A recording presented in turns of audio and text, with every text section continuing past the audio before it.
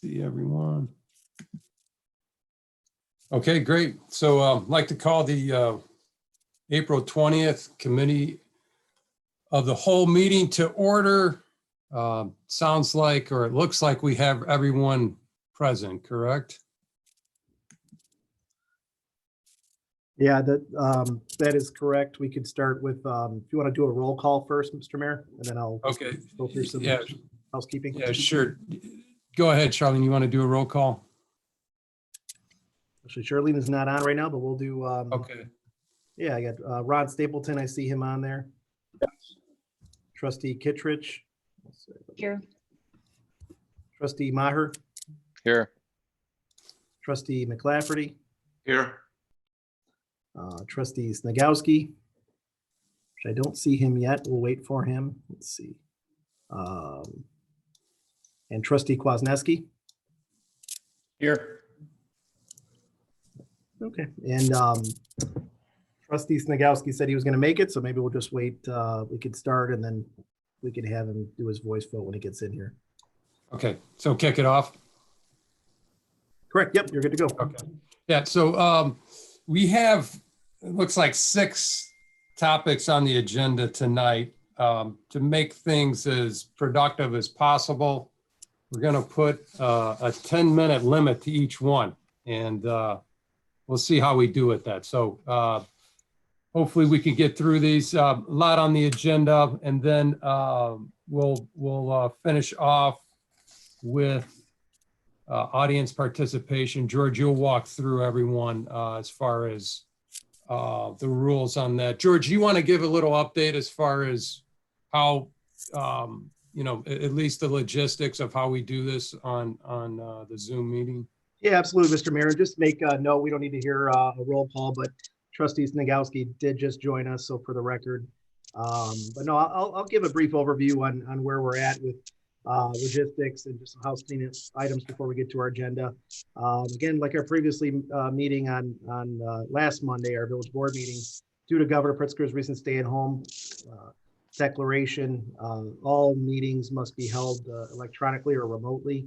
And this is going to be our second meeting. This is a Village of Lamont Committee of the Whole meeting. What we've done to ensure that there's public participation as part of these meetings is to provide several opportunities for public comment. One means is to comment prior to the meeting. If you can't make the meeting, to submit email or you can drop off or mail in public comment and it'll be read into the record. And another one way to participate is just to view the meeting live or in archive, but not participate. That is on the village's YouTube page. So even this committee of the whole meeting is being streamed live and will be archived. After the meeting, our Channel 6 staff, our consultant, will be putting the record of the video into our agenda center. So if you missed the meeting, you can very easily watch any item you'd want to view pretty easily. It's bookmarked and there'll be minutes in there eventually as well. And lastly, Lamont residents can participate in the meeting in real time. This is everybody who's on the call right now by registering. And we will have an opportunity in the meeting, and I'll go through this in a little bit, where you can participate. Mentioned in the written comments, we did not receive any formal written comments by the deadline, but in the future meetings, if we do, we'll read them into the record. This is a little bit of a different meeting than the village board meeting. Village board is more formal action, ceremonial. There's reports, there's public hearings. There are no public hearings scheduled. Workshops typically allow the village board to brainstorm together as a group, work together on finalizing items before they're presented for a formal vote. Many times on the agenda tonight and most committee of the whole meetings, it is not the first time that a board is seeing an item. Maybe it's set back to workshop, maybe a subcommittee has reviewed the item and given comment, but this is really the opportunity where the village board and staff can work together to finalize details so that when it comes up for a formal vote and formal action, everything is lined up. So again, no public hearing, no formal action item. What we're going to do tonight is get through the agenda, as the mayor mentioned, in fairly quick manner, maybe limit the items to some extent. We are going to have an audience participation section that will be after the agenda items, where you're going to be able to comment, and I will go through the instructions on how to do so. Basically, as I mentioned, there's one section, audience participation. Please keep yourself muted, and after I get going, I'm going to mute everybody again. Nothing personal, just with the feedback. Please try to keep yourself muted, and during the public comment section, and I'll let you know when that's going to happen, you can use the raise your hand feature to let me know that you'd like to speak, and then I will mention your name, unmute you. You may have to unmute yourself as well, and you'll be able to address the board. Not a question and answer, format. It's more comments. If it is something we can very easily get to, we will. If not, we will give you guidance on how we can further get you that information. Again, before I get into the decorations, there is a way to do it via phone. *6 unmutes your line, *9 raises your hand, and more info on the next slide. Here's just some general directions when you are ready to raise your hand and make it known that you want to speak. Again, you don't have to do it now, because that's at the end of the meeting, but under manage participants, you click that button, and then you click the 3 little dots at the bottom of the participants, and you can click raise your hand. And from there, I'll call your name and have you speak. That's the logistics for the meeting. Again, we're going to go through and staff's going to present, and the board will have an opportunity to ask questions. We also have petitioners for a couple of these items later on in the agenda that will speak as well. And then again, like I mentioned, you will have audience participation later on in the agenda. Go ahead. Hey, George. Okay. Yep. George, I'm hearing a little bit of feedback, so I don't know if that will go away. I don't know if anyone else was hearing it while you're speaking or not. I'll back off from the mic a little bit, but I don't. I'm not hearing it. Okay. Yeah. John, do you have your phone on too? No, I'm using the computer, but I was just hearing is like a little squeaking, I don't know how best to explain. I hear it also. Yeah, it's feedback. Maybe George, once you mute everyone, it'll probably go away. Yeah, I'm not hearing it now. So, okay, good. All right, so we're gonna jump in. First off, the first thing on the agenda is the financial update. Chris, you want to take the lead on that? Sure. Thank you very much. So we've had several workshops on a proposed budget. We presented to the board back in February a balanced budget that had several initiatives. We had an increase in personnel. We had a very solid plan. Revenues were going higher, but then of course, then the COVID-19 hit in March. So what we decided to do is present to you a balanced budget again. However, we are cutting out the cutting revenues based on what we feel that might happen. However, it changes on a daily basis. So basically, and one of the things we cut the revenue, the projected revenue, and this is most of it's in the general fund, and for everybody, and then everybody is aware, but for the public, our fiscal year begins May 1st. So a lot of the issues that have been happening right now, or a lot of the stuff that has been happening right now, actually is affecting our fiscal year 20 budget and our 20 estimates. However, we did have a lot of the increases, and so we really just have 1.5 months of issues that will occur through the shutdown and through closing, and that's really in the sales tax and the income tax. And we won't see how it affected us really until the sales tax. We won't see March's sales tax till June, and we won't see April sales tax till July. So we're under, we were trending 3 to 4, sometimes 5% higher on sales tax than what the previous year. So I do believe that we're going to finish out the fiscal year 20 on a positive, not as positive as we had intended. However, we're balanced, and we'll have And we have a good fund balance right now anyway. We have a 36% versus we had our policy right now is at a 30%. So fiscal year 20, I believe we're still okay. And the permits are still growing strong. So we're okay in that. However, on fiscal year 21, we decided to go back to the drawing board and take a look at what the revenues are going to be. Even when things start coming back, we still are going to see sales tax and income tax where people are unemployed. The income tax is most likely going to be suffering, as well as because of the state. And we have the building permits as well. So really, we're projecting between a 1.2 and $1.5 million loss based on what our projections were before. Like I said, and we've been saying that we don't know the extent of the revenue loss. We don't know how long businesses are going to be closed. So as of right now, what we decided to do is, and then that's on the next screen, is take, the proposed budget and take a percentage cut. So if you look at the sales tax, we took 20% of the proposed budget and we reduced the sales tax expectations in the general fund by $502,000. That is, the sales tax is just the 1% that we normally receive. It's not the 1%, the non-home rule sales tax that was voted in later. We'll discuss that. We're just discussing right now the general fund. And on the income tax, we did a 30% on that because, like I said, we have high unemployment claims. Salaries will probably go down because the businesses are going to try to come back, and we may see a loss of businesses in the state. We don't know what the state's going to do either. I don't know if they're going to take any of the income tax, so we want to be conservative on that. On building permits, it's a 50% of the proposed budget. We're cutting that on that as well. And then gaming.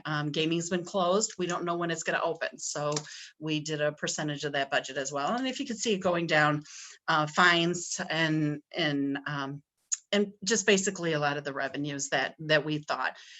On that, the 1.278 million is actually about 10% of the proposed general fund budget we propose at this time to cut. When I speak with other finance directors in the area, they're ranging between 10 and 20%. A lot of the 20% are the people that have malls, the communities that have malls or convention centers. So I think 10 to 20% as of right now. The 10% is, from what we know, is fair to present to you a balanced budget. The other one where I discussed before, the infrastructure fund, that is where the 1% non-home rule sales taxes is represented, and we did discuss to cut that revenue as well of $220,000. That represents about 18%, but that also the non-home rule sales tax is more your retail versus your other the food and other items that are actually out of that. So the total reduction is around 1.5 million as of at this time of what we're presenting to you on the budget. Chris, you mentioned that the 1.3 million represents a 10% reduction. And obviously, if it was 20%, which is what other towns are potentially projecting, it would be in the neighborhood of 2.6 million, doubling. Correct. But I've seen a lot of the towns, like I said, a lot of the towns that are projecting our 20% are the ones that have the huge malls, like the Woodfield Mall. Well, they're projecting a lot harder. Schaumburg is, but the ones that have malls, we don't have malls. And we don't have like the IKEAs. We do have the Targets, but they're still open. So we're projecting the 20%, and it's 10% overall. Mm-hmm. And then Chris, if I could just jump in, I know Yep. we had looked at multiple sources, again, what our neighbors are doing. We're also able to take a deep dive into what each business is on a normal month and deciding, are they open, are they closed, 50%. We think it's a conservative approach on the sales tax. We also have, on a positive side, it's not all negative. We have a lot of industry in town that actually produces sales tax. We talked about Ozinga, the mulch piles, and the grocery stores are still open. So it might not be as bad for Lamont, but this is a conservative approach of seeing a $500,000 drop would be a massive drop for Lamont, especially when you think about the trajectory we were on with sales tax. So total about 1.5 million, 1.2 in the general fund, another couple $100,000 in the infrastructure fund. And as I mentioned last week, and Chris touched on it, it's a big unknown because we have the lag in reporting. So it's just going to be constant monitoring of the taxes, and we don't know how long the shutdown will last. Who will be open, who will not, will be a phased opening. A lot of unknowns we're just going to have to keep checking back in on. The other thing, Chris, if you want to just go through another piece of information we're using is look at the last time that the village and all the cities in Illinois and the country went through this, but just talk about the trends from going way back in time to the past recession. Yeah, so unfortunately, if you take a look at, you take a look at the trend, and we are finally inching up we were back in 07 around the 2 million mark, and this is the sales tax. This is our 1% that we receive, not the non-home rule. It's of the 1% that the state gives us from what they collect. And, in 07, we were up to 2 million, and then we were creeping back up again after the 08. And so now we're probably our forecast for fiscal year 21 is back down to the 2 million. And like George said, we won't see, April sales tax, April sales we'll see in July. So May sales we'll only start seeing in August. So we will be monitoring this and, and taking a look at the sales tax. We're monitoring all our revenues, but as you can see, it's going to be the trend. On income tax, the fiscal year 21 is very, very conservative. It may not go down that low. However, we haven't seen unemployment rates like we see now. So that's why we did take a hard look at that and did do, a 30% drop on that. So back in 06 and 07 and 09, it didn't drop, or 10, it didn't drop as drastically as we have projected now. However, we don't know what the state's going to be and what kind of condition the state is in right now, and what they're going to be in the future.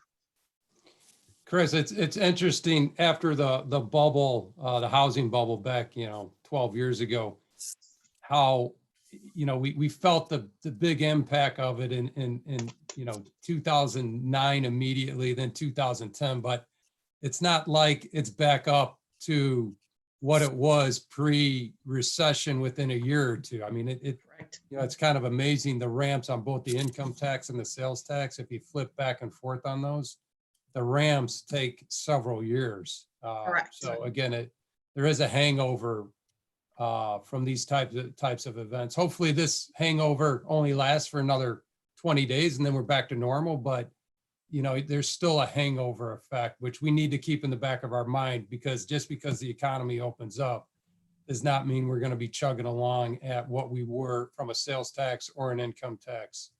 Correct. Monthly amount. Correct. Okay, so on the Hey, expenditure. sorry, Chris. Yeah. George, I don't know if you want us to raise our hands or how you want us to do it. Since you guys are all unmuted, if you just want to jump in, that's Okay. fine for the board. Yep, go ahead. Yeah, I just had a quick question. You Chris, early on, you made a mention of we're at 36% versus 30.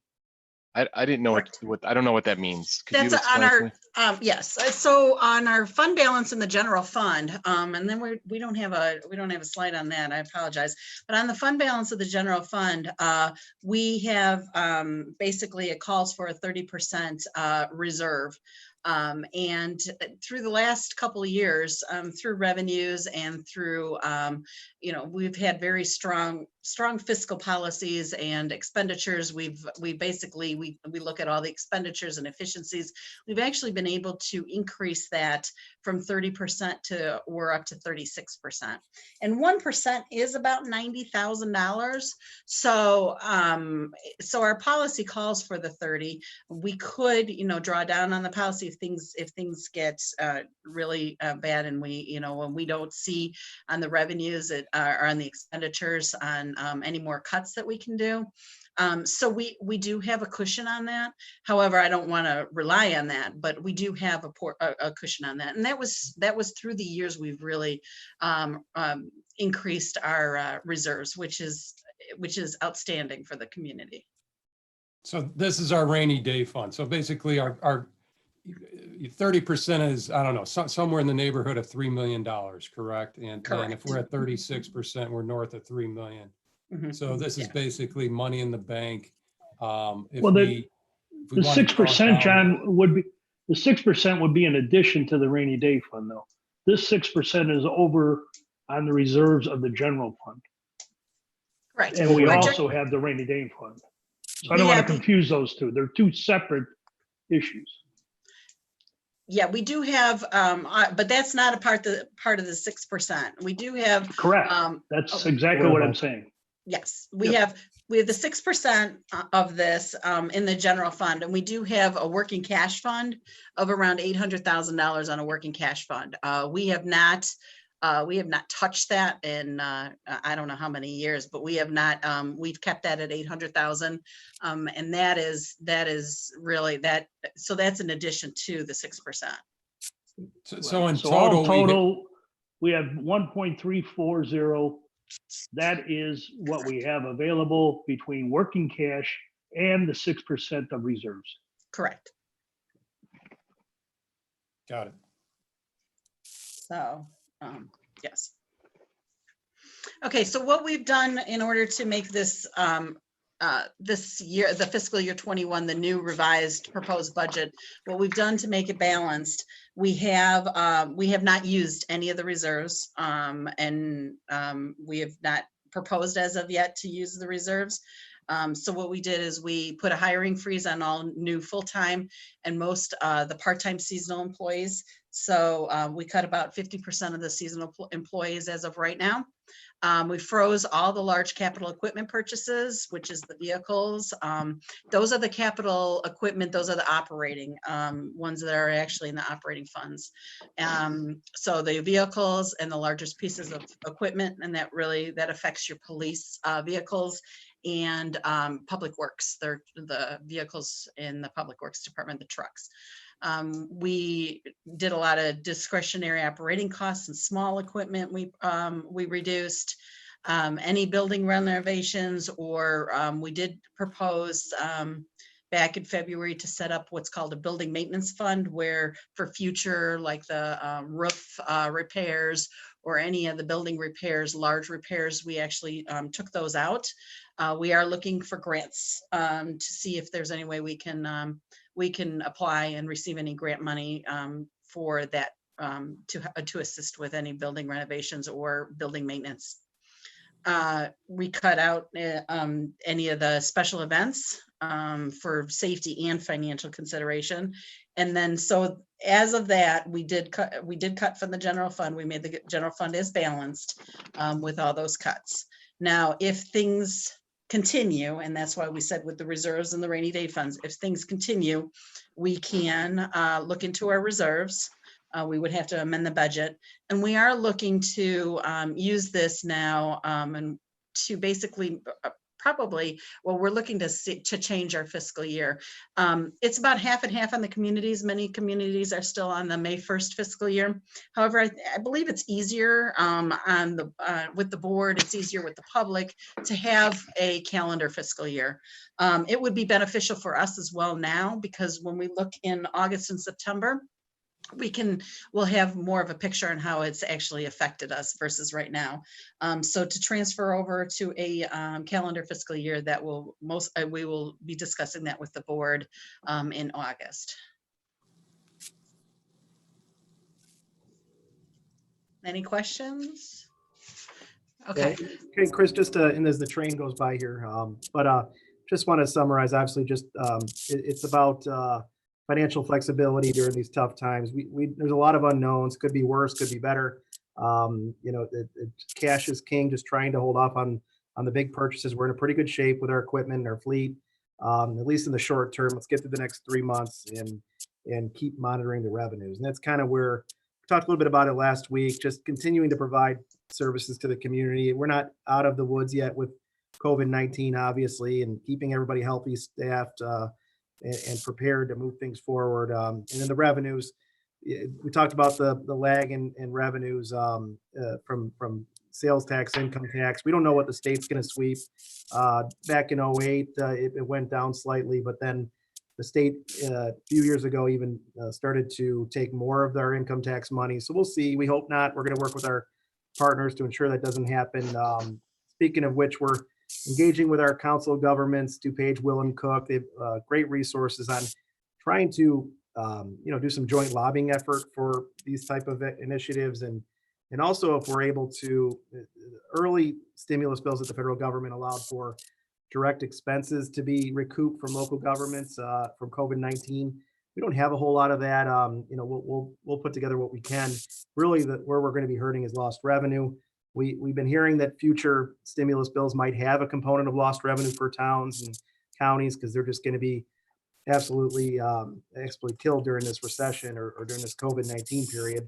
Hasn't happened yet. We're hearing maybe the next stimulus bill. So a lot of unknowns. There's a lot that's going to happen the next 3 months that are going to give us a clearer picture, and we can make those decisions and then get back to the budgeting table.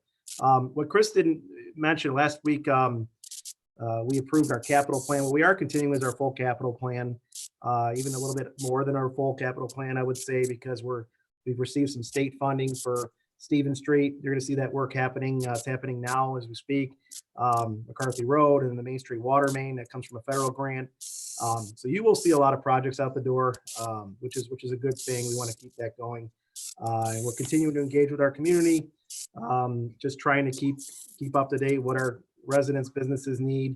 That's what we can provide is links to those different resources. And you'll see last week we approved a new TIF district for the downtown, or we had a public hearing. We will more than likely approve next Monday, I should say. Just continuing to focus on economic development downtown. 83 in Maine will be on the agenda later tonight. We want to talk about the Forge is exciting. We won't have a whole lot of updates here tonight, but that's still going to happen. We'll see when due to COVID-19, but a lot of good things happening. We just got to get through this this uncertain period. And then one more item too is that we are for the and the next agenda we will we are putting a proposal together for our security of our systems, where we need to maintain our systems we constantly are with it, but with the new online, and so we really want to maintain our IT security system. So we will be putting together a proposal next week for updating some of our switches and our servers. And that's just to make sure that that in this kind of environment that we do not have any kind of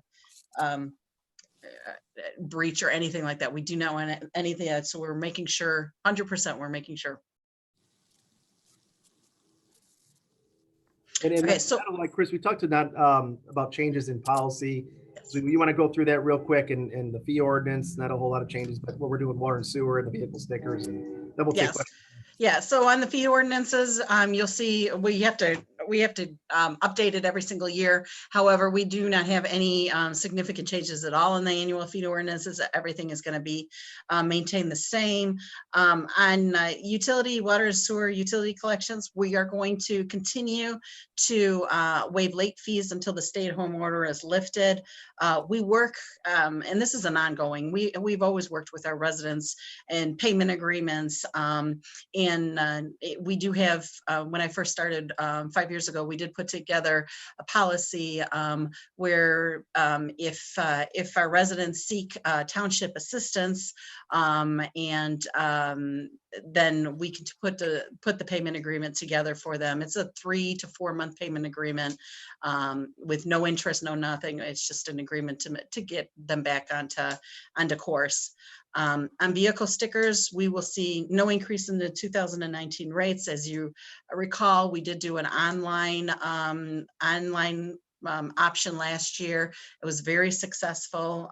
We had many people going online, and then their stickers were mailed to them to their homes. We're going to continue with that. We are going to start selling vehicle stickers on June 1st. We'll do it online, and then as of July 1st, then they can come in, assuming that the stay-at-home order is lifted by then. We are proposing to extend the deadline from August 1st over to September 1st. So we are proposing that. Thanks, Chris. And to put it in perspective, I know a lot of our neighboring communities, we work with them, we see their financials, we go to their state of the villages. You know, our great town, we're more of a bedroom community compared to, you know, the Romeovilles or even, you know, Homer Glen. Homer Glen has twice the sales tax we do. Ours is 2.5 million annually, right, Chris? Theirs is double that, 5 million. You know, Romeoville, their general fund budget is I believe over $30 million, their cash balance. We do a great job at 36%, but that's only like 3.5 million. So we run a very tight ship. We've run a very, very tight ship since the last recession. There's quite a bit of headcount reduction. So there's not, you know, we don't make profits each year. We're very good stewards of the taxpayers' money. You know, we can only spend what we receive, and that's what we're going to do. But to put it in perspective, we're going to be down, you know, 1.3 to 1.5 million dollars. That's a big hit to us. So again, I know, you know, there's a lot of discussion out there, you know, hey, what can we do for the businesses? Hey, I would love to be Santa Claus and help them out and throw money at the issue. But, you know, we're doing the best we can, at least working with them, but we just do not have the, you know, the monetary means to, you know, quote unquote, bail anyone out. But we, you know, again, we want to work with our business community as best as we can. We have to continue to support them, both monetary as well as, you know, emotionally and spiritually. I mean, they're, you know, it's tough when you're running a business. We have weekly calls with them. We have some great meetings with them, but you hear the pain in their voices. Not only, you know, is it their own household, it's their employees as well. So again, want to commend Chris, you and your staff, as well as the board and previous boards. They've done a great job.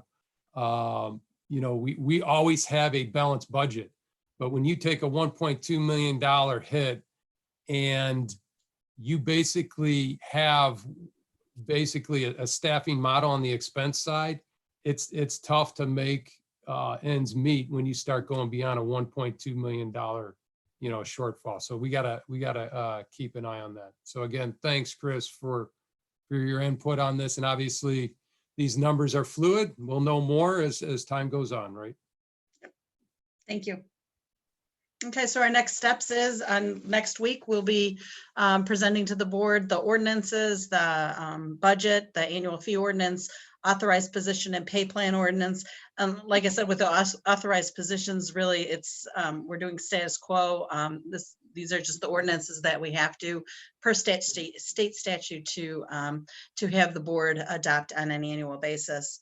From June to August, we will be discussing and monitoring the revenues and updating the board and updating everybody on them, and discuss any budget amendments if necessary, if we need to.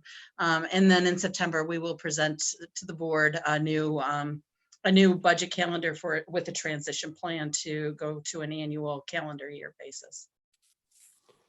Hey, Chris, one last question.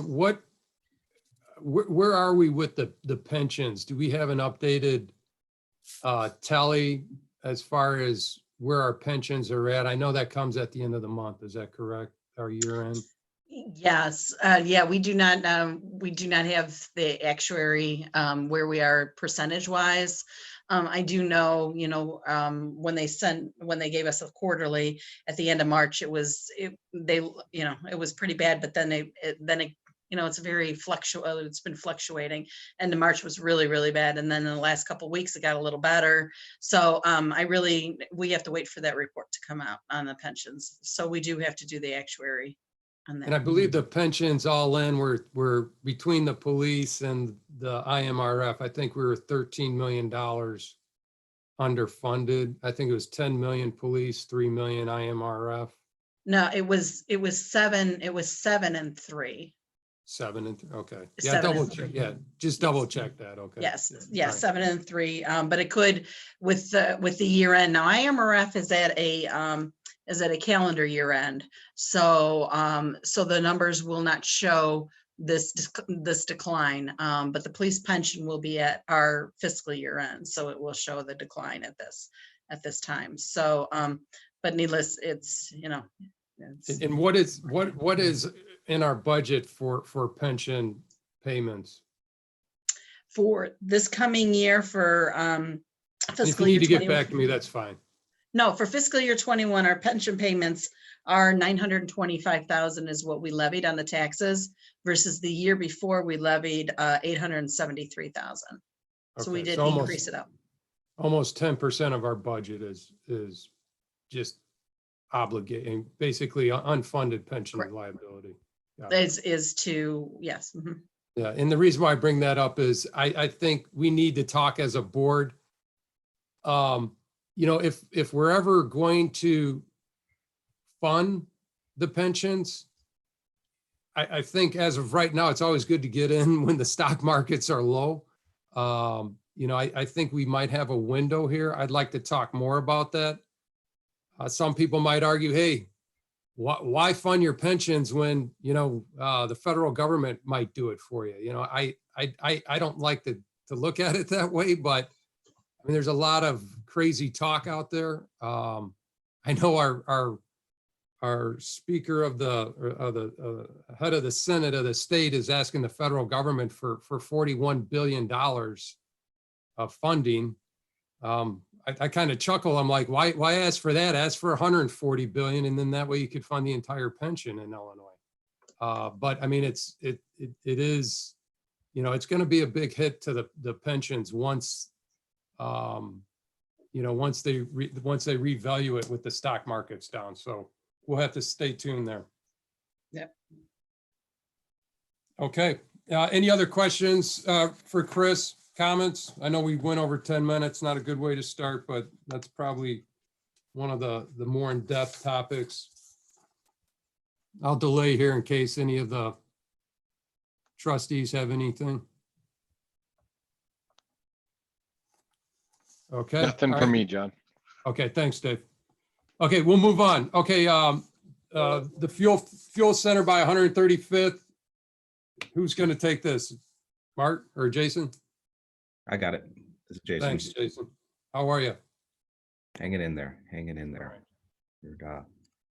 For today, my grandma was sent home from the hospital, so that was a good thing. So the SSA at the corner of Archer and 135th is related to the what we call the Will County Triangle. This piece was annexed into the village a couple of years back through agreement with Homer Glen, through a boundary agreement there. And we've been working with Lucky Trip is the company name, been working with them on a fuel center there. If you've driven down Archer, you've seen they're well underway with site development and they're close to getting their building permit. So at a time when we need some sales tax, this will be an opportunity. In order to develop this site and open up the Archer Avenue corridor for future development, the village agreed to run a water main from down Emily Lane from approximately the Long Run Creek Plaza, down Emily underneath Long Run Creek and to the site. The cost of that project came to $564,000. The operator of the gas station had agreed that in exchange for the village running the water main, that they would levy a sales tax, an additional 1% sales tax on top of their fuel sales. So this simple agreement memorializes that, the 1% sales tax that will get paid monthly. We anticipate that will be in the range of $85,000 to $90,000 a year for the village. And then that SSA is terminated once the village is paid back and made whole on its water main investment. In order to protect the user, they did request that for a period of 5 years, that if any additional fuel centers seek to connect to the water main, that they would also be subject to the same 1% tax, which we readily agreed to. And that's the SSA. Jason, this was previously unincorporated, going back a year and a half ago, correct? We had a boundary agreement, correct, with Homer Township? Yeah, if you're able to see the screen share from the village, essentially everything you see overlaid with the color is our zoning map, and those are the areas that are in the village. The areas, to the east, south, and west are all still unincorporated, or some to the south, maybe in Homer.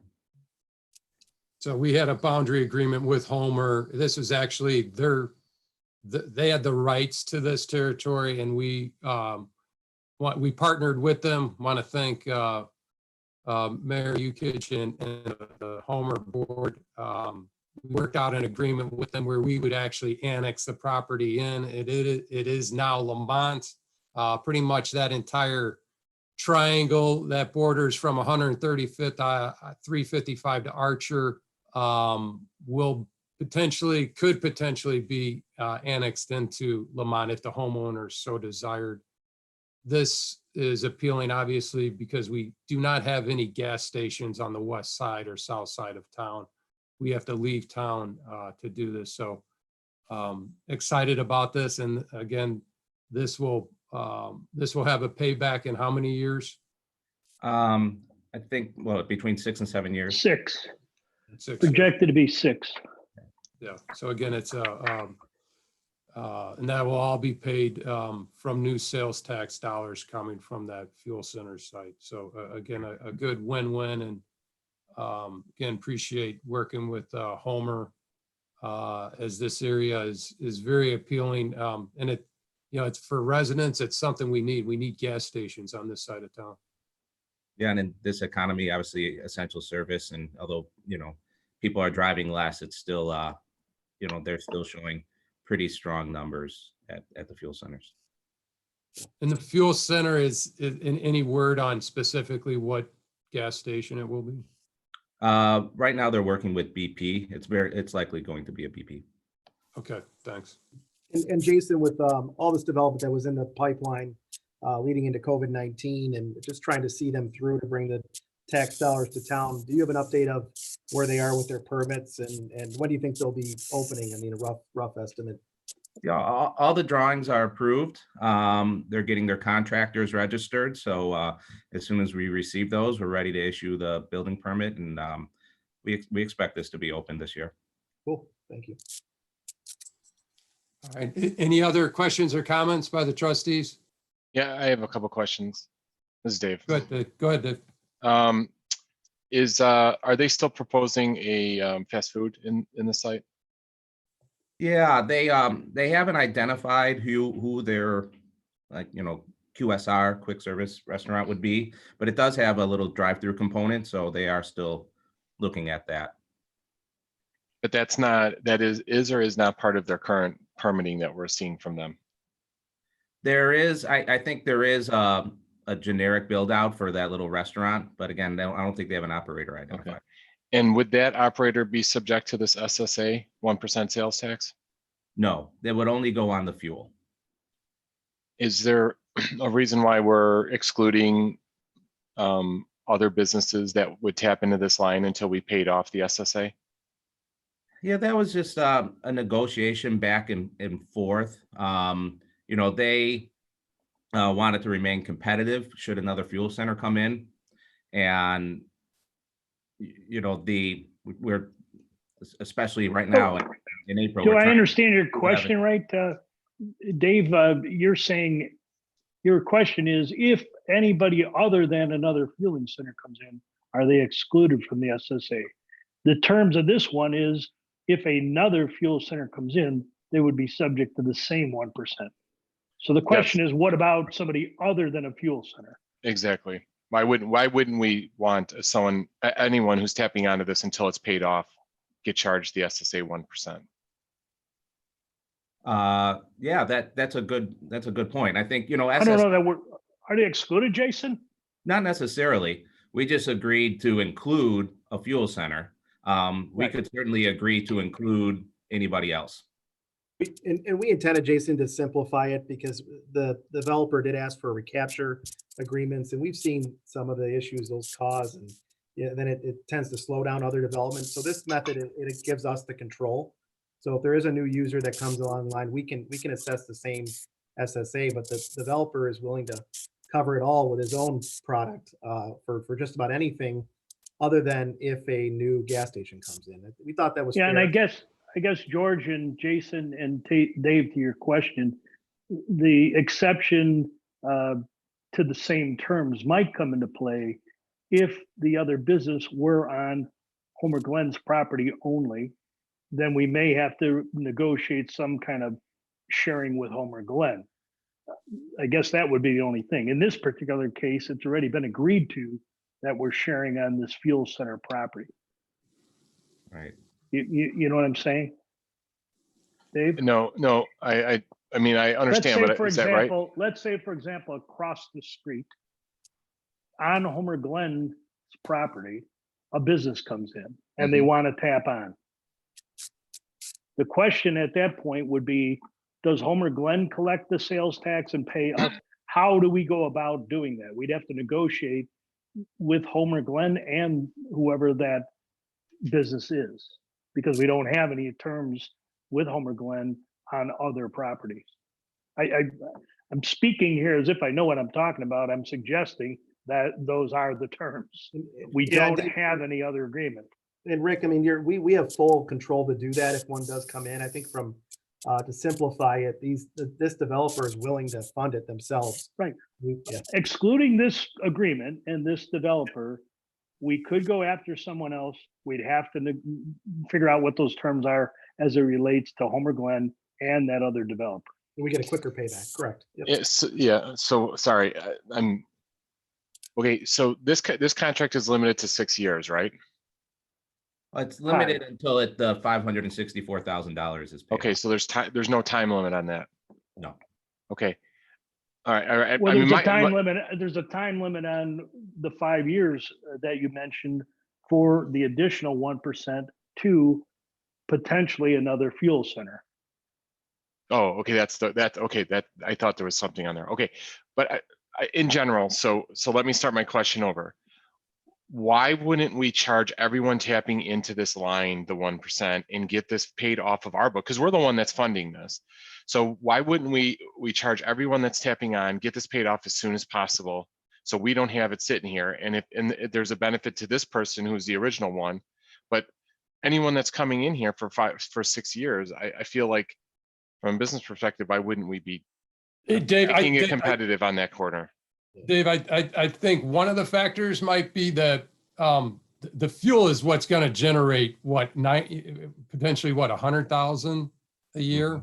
Yes. Versus a Subway or something that goes in there, you're going to generate what, 4,000 or 5,000 in sales tax. I think it's a materiality standpoint, and what it does is it puts the burden on basically the landlord, the fuel center. So if they build the Subway or whatever, and then they want to sublease it, you're not putting the burden on them, Dave. I think it's more materiality and just trying to keep it simple, but it is open.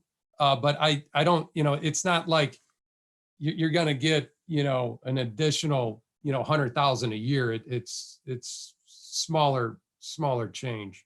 And if I could add, Mayor, and to Trustee Maher's question as well, this is an agreement between the village and a single user. We can't extend this agreement beyond our boundaries. So, should somebody open up to the west down Archer and want to connect to Main Street, I think absolutely we would have that discussion with them about having them contribute to help pay for this SSA. There would be no reason not to. So to your point, yeah, we would do that, but and we could do that. But for right now, the agreement's a little bit just between village and the single developer. But we could extend it to Dave's point, Jason, if we. Any new user, yes, that wanted to add on. So that opportunity is open to. And that's my question. And then my statement is, why wouldn't we do that? I don't understand why. And I know it's not an issue for now, but it seems like anyone tapping on here should be paying the 1% until the village recoups the cost that we spend. We can make that declarative statement, but the problem is we don't have the authority because nothing else is in the town, I guess. So But we do. We have a potentially a fast food place that's coming in. I get it's a small amount, but it is another one. If we exclude that one, then anyone else coming in after that is going to say, why do I have to pay it? The Subway or the Arby's isn't paying it. It just seems to me like, I thought that's what we agreed to anyway, was this was going to be, I get we don't want a recapture fee, George. So I'm all for the process that we have going on here, right? So I'm not debating that at all. I'm just saying, it seems to me like this should be a blanket. This is an SSA until it's paid off, and whoever taps onto it while we're paying it off, right? It lowers it for this person, right? They ended earlier, and whoever else is getting it. I just think the village shouldn't be funding it, right? We're not getting paid, we're paying the interest on this. This money could be used somewhere else. So I feel like we should fund it, but we should be trying to recoup our money as quickly as possible. That's it. Let's move Your on. points. Yep, Agreed. agreed. But to me, that means the fast food place should also be getting Yeah, I hit mean, with it. there is a little bit of a negotiation there with the, because they know what margins they have on gas and what they can get. So your point is well taken. We'll see what we can do to get back with the developer to see how they'll throw that in. But Did they ask to not include the fast food place? Yeah, initially we just said, let's do a straight sales tax SSA. And they countered and asked if we would consider a one on just the fuel sales. Okay, so that's what they asked for. Yes. The first agreement we sent them was a straight just 1% additional sales tax. Now, was that in perpetuity on there, or and they're trying to limit it to the 5-year, or the, whenever they pay it off, or? No, the SSA, the terms of the SSA were always envisioned to run until the water main was paid, till $564,000 was recouped by the village.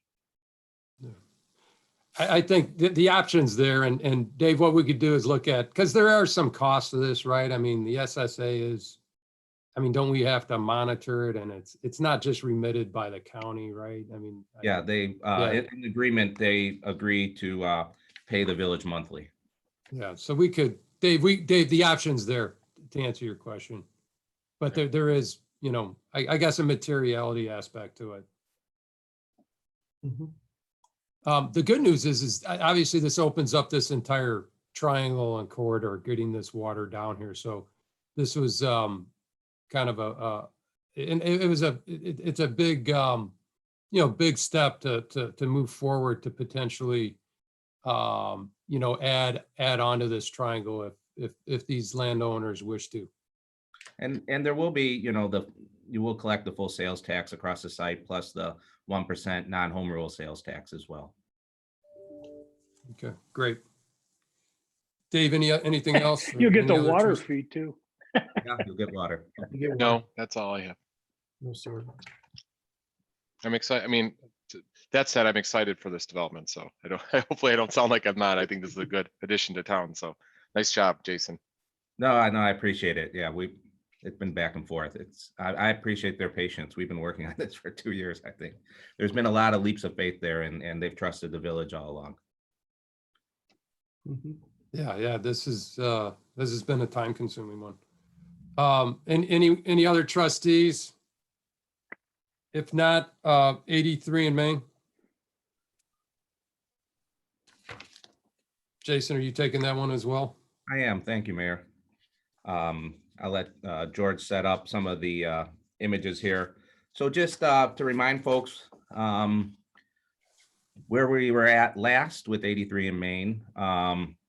In fall of 2019, we rezoned much of the property along Illinois 83 or Archer Avenue. You'll see there the portion in red labeled B3 is largely village owned, and we rezoned all of that to commercial. The portion to the west of that, the lighter purple labeled M1, is also owned in half by the village, half by Mino Stone, and that was rezoned to M1 from M2. And then Mino Stone's office building fronting 83 Archer was also rezoned to B3. So with that, we kind of settled, what we hope to see in terms of future development. We want to prioritize commercial and sales tax generators along Archer Avenue there, and are open to some light industrial to the west of that along Main Street as the area transitions to M2 and the darker purple is M3 heavy industrial. So George, if you want to forward, this is the most current site plan. With Bluestone, if you remember, Bluestone was engaged back in May of 2019 to serve as master site developer. So they've been working on putting all the pieces together for us, from site development and traffic, jurisdictional transfer issues, environmental, utilities. They've been a great partner there. They also are the contract purchaser for the essentially three lots that have been created, A, B, and C. They have three purchase service agreements, which were approved in January of 2020. So this is all part of the due diligence that's going on. Go back one, George, if you don't mind. So at the center of the site is another fuel center. So again, more good news on the gas front for the Village of Lamont. Those are great sales tax generators, even in these days. Bluestone is known to be the developer for Thornton's Gas. They have the exclusive development rights in Illinois for Thornton's, but they do sometimes partner with others if Thornton's passes on a site. So they have a fuel center there and retail outlets at the hard corner and kind of to the northwest of the fuel center. So that's the current layout. You could see the entrance has moved to be aligned with, if you've been to Sag Quarries or the Forest Preserve District on the east side of 83 there, the entrance to the site, the full access entrance to the site is there at the center. As you travel further south down Archer, there is a right only turn in for the other retail site. And then as you travel west into Lamont on Main Street, there's a full access, again, sort of at the center of the site on Main Street. And then there is a curb cut that IDOT will allow. It doesn't show on this plan because there isn't quite yet a user for the industrial portion, but there is a curb cut that's allowed further west as well. Okay, go ahead, George, if you don't mind. I'm not an engineer, but this is a grading plan. As you all know, if you've been out there, there's been a lot of issues. Main Street's a lot higher than Route 83 there. You kind of look down on the site. So just to give you a sense of what's been going on and how they've been working with the grading, how that's impacting the stormwater management for the site and other things that are happening. And these grading issues definitely are impacting the layout of the buildings and whatnot, but especially the diesel canopy for the fuel center, but haven't posed any challenges such that, this project couldn't be done. Next one, George. Just to give you a little sense again of where people are coming in and out, there's a full traffic study in the packet if you want to know what's been done. Callaway has been working with the village and with Bluestone on submitting. They had submitted to IDOT, I think last year. We got comments back in January. They'll tell us ultimately where we could put our curb cuts and write-ins and write-outs and all that stuff. So it's been a negotiation with them, but you could see some peak traffic volumes for those two. Another slide, George. And just as an update, people call it Old Archer or Old Bell Road, the sort of cut through that's been on the site for ages. This has been, a really much more complicated process than we would have ever thought. There are pieces there. The orange pieces are owned by the village with IDOT jurisdiction. The red pieces are also owned by the village. And then there's a little blue piece up there that's owned by the county. So we've been working together. Really, Knight Engineering has been leading this, working together with all the parties to figure out who owns this land. Obviously, the titles go back a century or more. And the good news is all the parties are working together. No one's opposed to this plan. It's just taking time to work itself out. And ultimately, all the land that the village has owned, IDOT has agreed to do what they call a jurisdictional transfer so that they no longer have a right-of-way jurisdiction over our land. And this allows for the center of the site to get developed. And then next, George. Oh, that was it. Okay. And related in the packet, there's the summary from Bluestone. The full environmental is in there. They went back and looked at did their own phase 2 environmental testing. And the results showed that the no further remediation letter that was received before the village purchased these properties were still good. So no new environmental work is needed there. And they've also been working with ComEd and other utilities on eventual relocation. There are some overhead ComEd utilities, and everything will get undergrounded and whatnot. So this was presented as just sort of a status update because there's a lot of interest in that site. If we have any questions, myself or George would be happy to take them. Hey, George, can you go back to the first slide that showed the zoning? Yep, right there. So the majority of the B3 outside of that, kind of rectangle on the far northwest is all village, correct?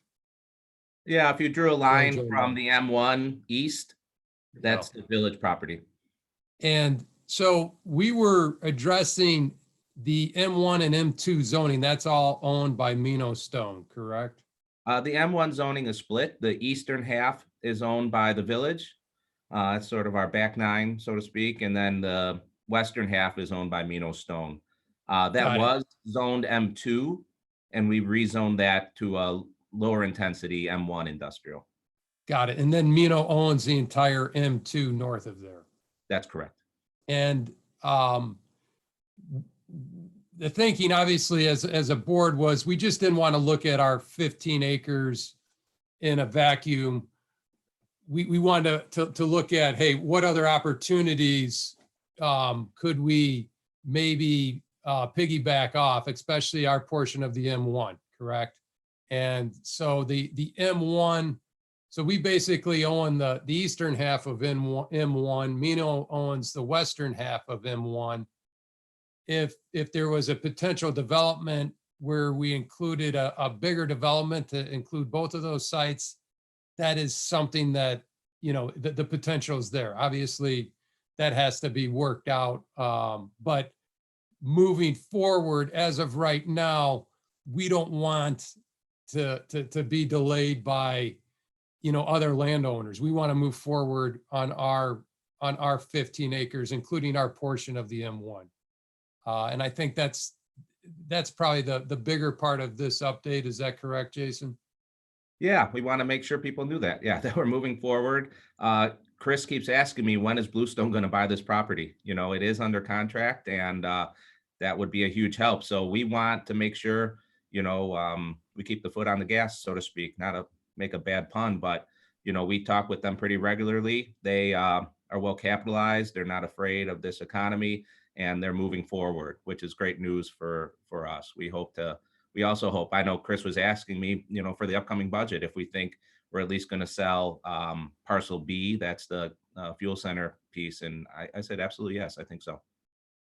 Yeah, and I think Bluestone, they've been great to work with because for a while we were, we're trying to juggle the other ball with the other landowner and let's get that deal worked out so we could then move forward with Bluestone. And Bluestone, has been very good to work with. They're like, hey, you know what, we're going to move forward just on the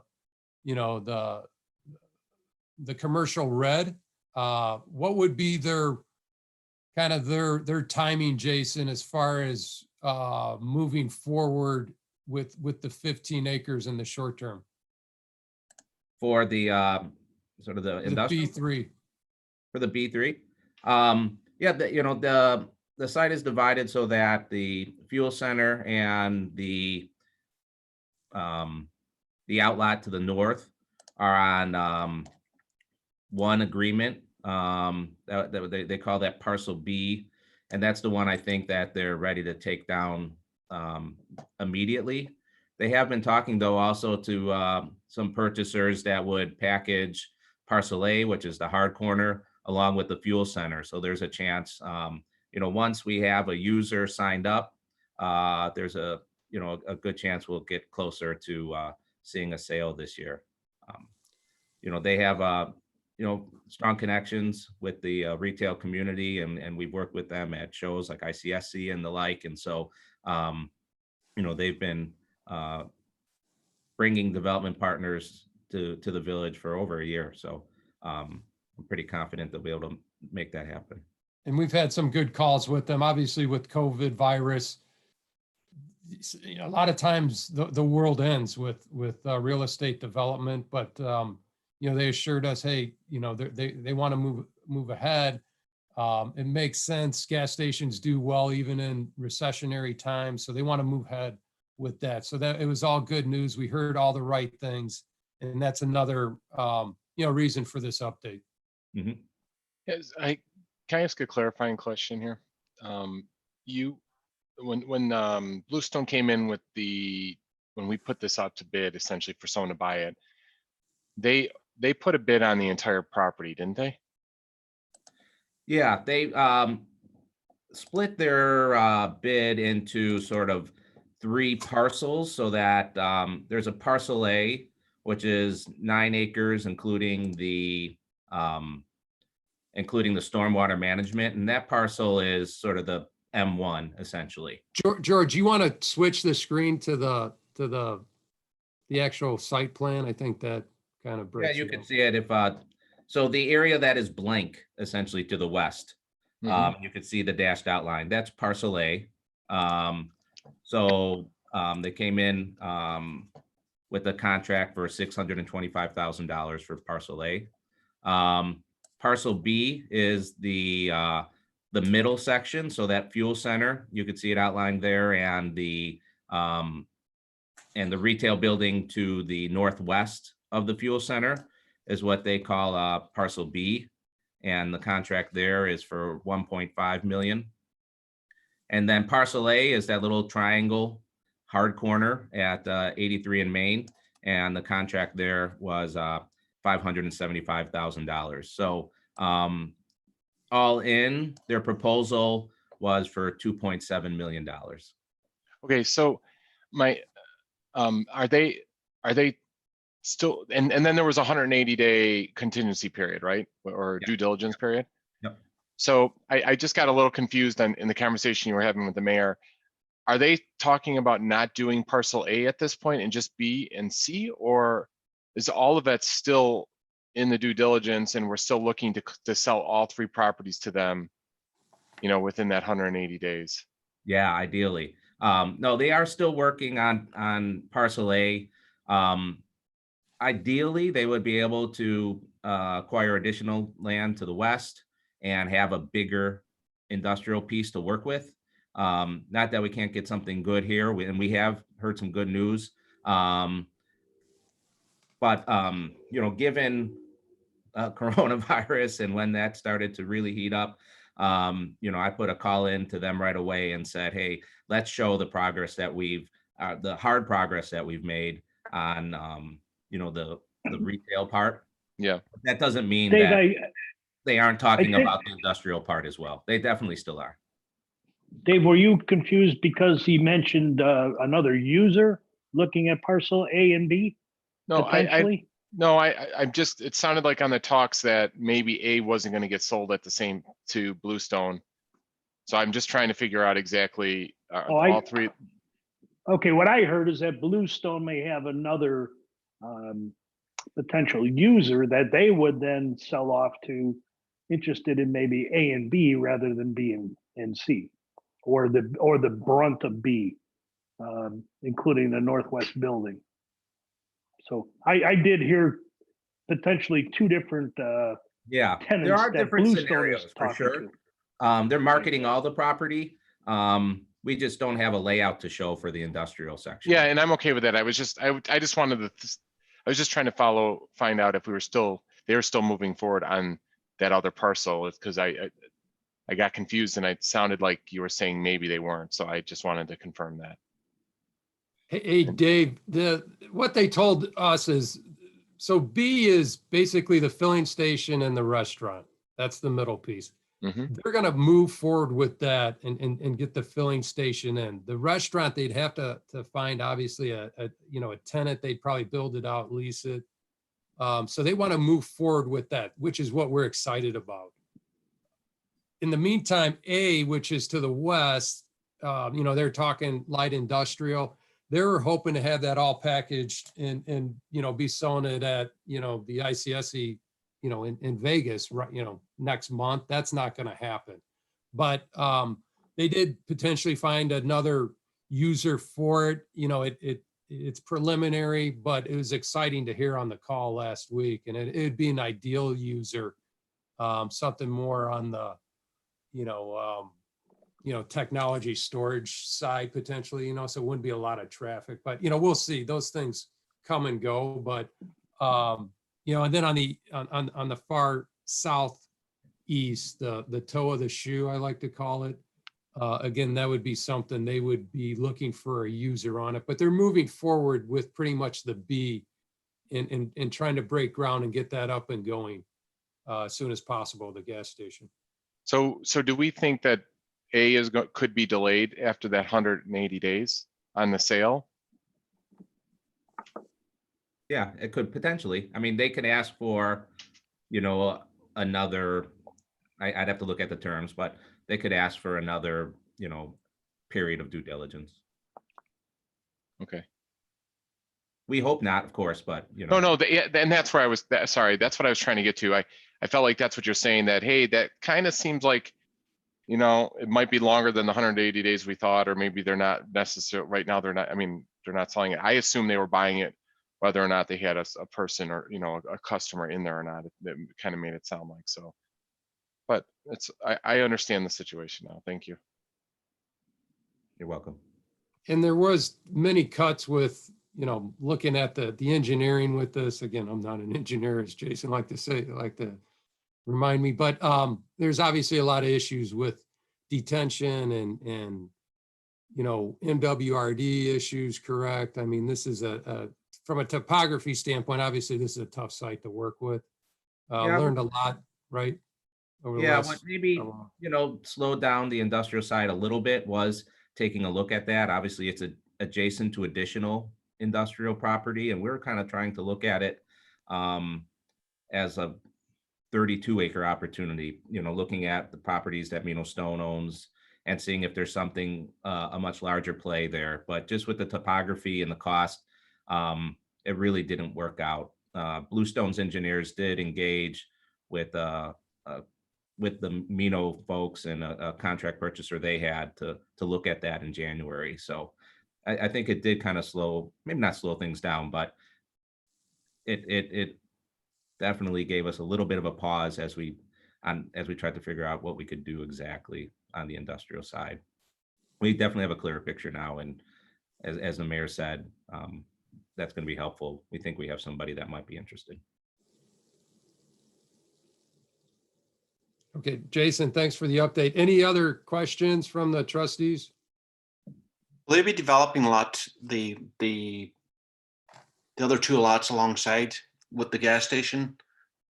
I see, Yeah. Basically the engineering we're looking at, they're going to develop that parcel.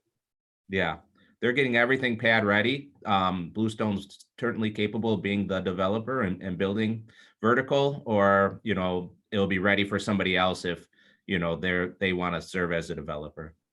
Gotcha. Thanks for asking. Anyone else? Okay, thanks, Jason, for the update. We'll learn more. We'll be hearing from Bluestone, I believe, next week or within the 2 weeks. So hopefully we hear even better news. Next up, the variation on Chotsky Street.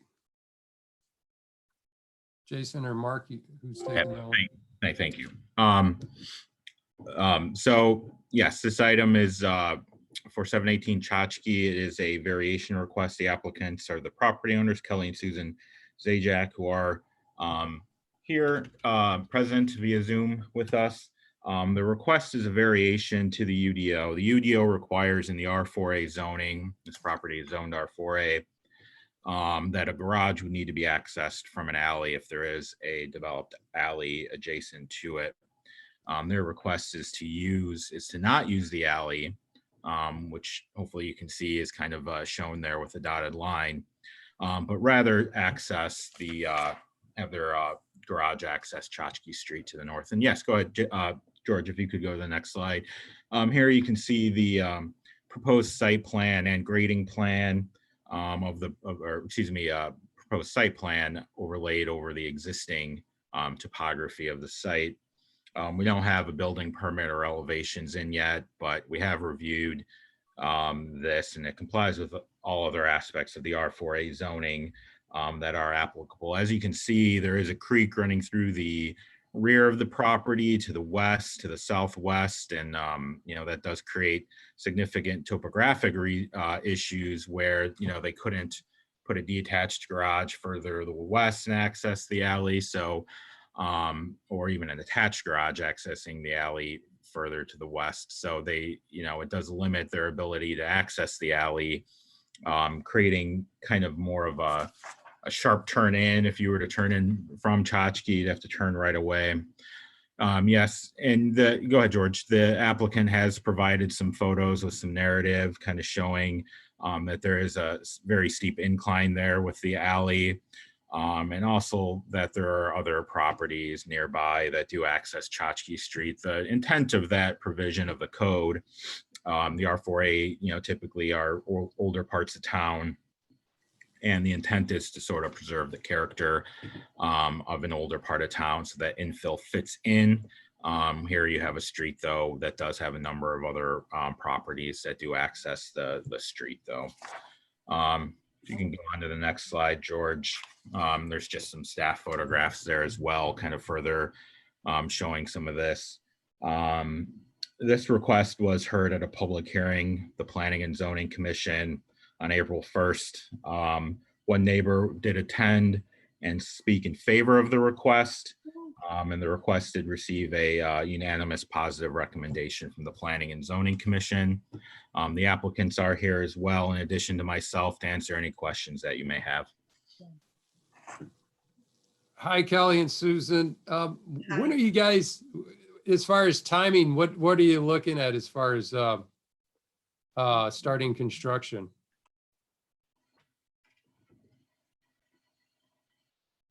You might be on mute. George, I don't know if you need to unmute them. Hear me now? Yes. All right. Hi. How are ya? Hi.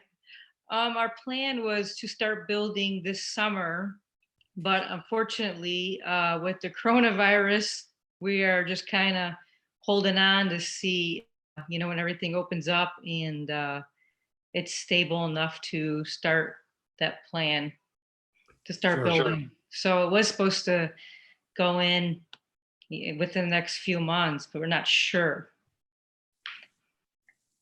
So we're kind of on hold, waiting to see how the COVID-19 plays out. Yeah, you and the rest of the world, right? Yeah, sure. Yeah. Well, good luck, and thanks for joining us tonight. Thank Do we have any other questions or comments from the other trustees? The only one I have is just we got to address this once and for all about accessing alleys. Or I don't know, we got to change the code, or maybe the code's fine, but if we can't have waste management going down there accessing the alleys, we shouldn't be forcing others to do it. So, not a fan of that that rule that we have. Yeah, that's a good point. With the, as you probably recall, there had been another request on Logan with a corner lot, Logan and East Street. And that was a comment from the Planning and Zoning Commission, was that it's worth looking at this aspect of the code. So, there's some other potential UDO code amendments that staff is looking at, but that is something over the course of the next few months we would like to take to Planning and Zoning. This would be one of the things to look at, is this provision of the code. This particular one is also a corner as it relates to the alley itself, though, which makes that corner even, that's where the tire marks are. Yes. So it kind of acts as halfway as a corner lot, even though it's not a corner lot. Right. Yes. So, sorry, so I don't really have any questions on this. I just have a question on what you were saying. What is it that you're looking to visit on the UDO? Specifically with corner lots, was where it came up with the other recent requests on East and Logan, where that was a corner lot, so the code didn't really address whether or not, when you have one street that does have driveways accessing the street and the other street which doesn't. However, of course, we could, it's one section, it's a sentence in the code. So, when you do the public hearing, we could explore, possible other aspects to add some additional requirements or even remove the provision. So either clarify it, remove it, do it slightly differently. We're open to looking into it, period, is essentially the comment I was making. If the point I was just making is just if we do make them utilize the alleys, then we gotta start paving the alleys and making them a little more accessible. That's all. Okay. Like one or the other. That's my point. Yeah. Okay. Yeah. No, that's fine. I didn't know if we were saying we're getting rid of the use of the alleys, so I just wanted to see what we were. I mean, I get there's reasons why we don't want to be in an alley. This is a good case, and so was Logan was a good case to not have them in the alley. So yeah, but I think we do have some decent alleys still too. No, I agree too. We should visit it. Okay. Any other questions or comments? Well, Kelly and Susan, good luck Thank you very much. and stay healthy. Thanks for Thanks, joining us. guys, too. Thank you Thanks very again. much. Bye-bye. Bye. Okay, next up, the Camden rezoning subdivision. Who's taking this one? Me again, Mr. Mayor, thank you. Thanks, Mark. Yep, the applicant, which is Brian Bates of Morgan Homes, his engineer is also present, Mr. Livoy. But they're requesting rezoning of the subject property, which is on the northwest corner of State Street and 132nd. They're requesting rezoning from the current R1 single family detached residential zoning district to the R5A single family detached and attached residential zoning district. In addition to that request, they're requesting a final plat of subdivision to allow for development of a 4-lot single family detached development. This property, just a real brief bit of background, it had been annexed into the village along with some of the other property along State Street in 1999 to allow for annexation corridor down to the Target Coles development that you can see a portion of the bottom of your screen. Next slide, please, George.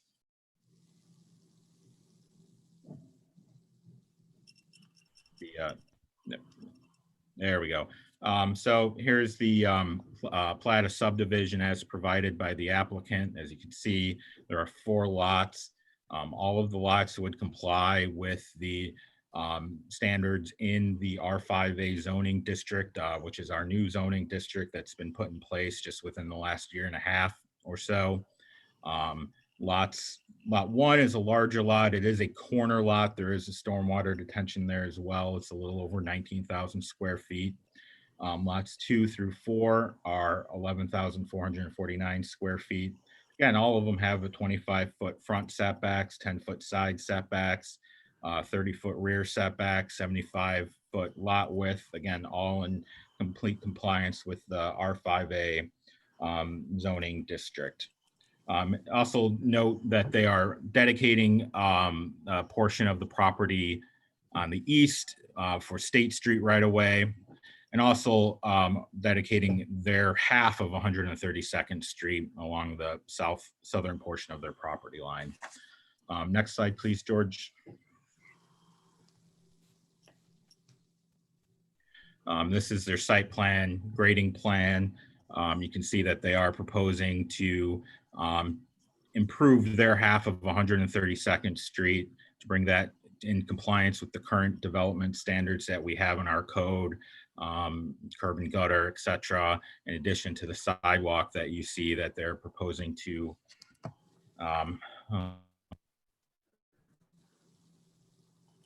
sorry, my computer just shorted up there for a second, but they're proposing to extend 132nd. It's the landscape plan. They're proposing to save a number of the trees on the site, in addition to doing the required right-of-way landscaping, parkway trees that they are required to do. Next slide, George.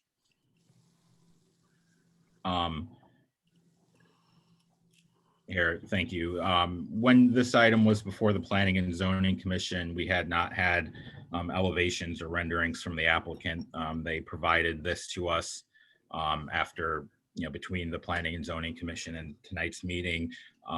These are the conceptual renderings of the 4 homes that Morgan Homes intends to build on the site.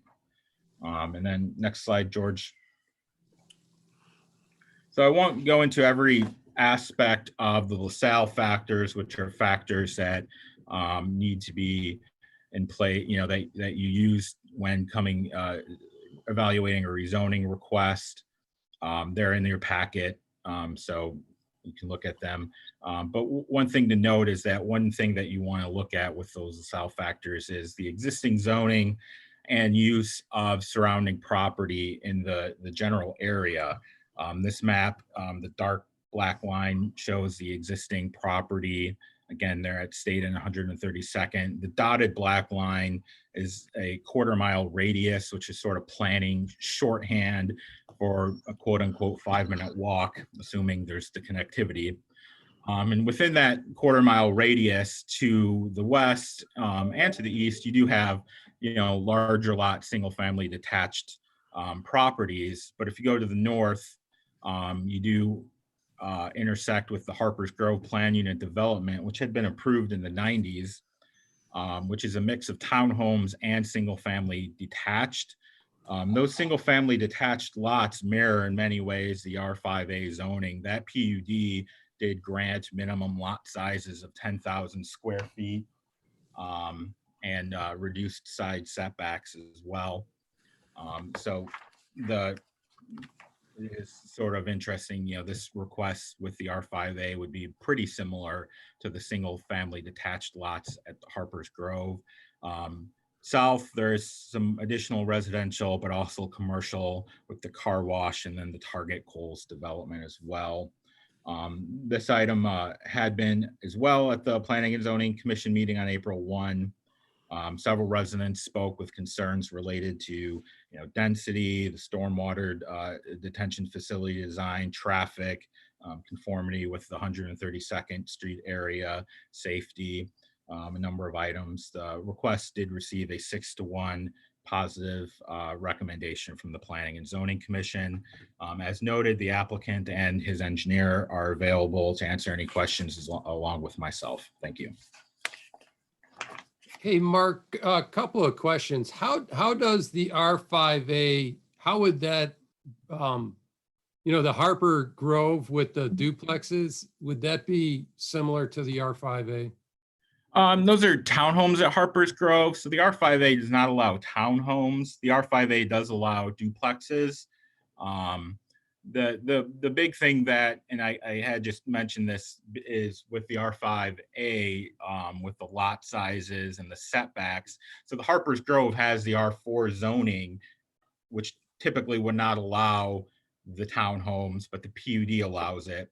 And the R4, which Harper's Grove is zoned, would not allow lots with those lot sizes, setbacks, in the R4 for the single family detached. The PUD allowed for those deviations for the slightly smaller lots and setbacks from the R4. But again, they mirror in many ways what the new R5A zoning district has.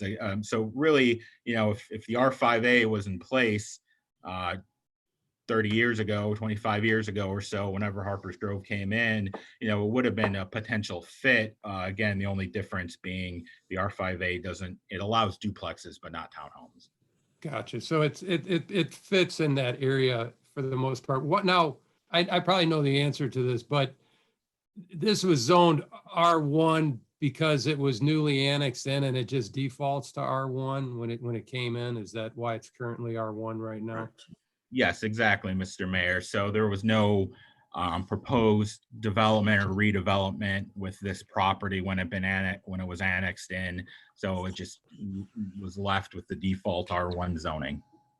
So this fits in at least with the the Harper Grove and just out of I wouldn't be doing my job unless I asked this question. why is this residential and not commercial? I think I know the answer to this. Probably the market doesn't call for it, but this is on State Street. Is any feedback, and maybe this is more for the landowner or someone on his side. What was the thinking, or was it ever marketed to be commercial or retail at all?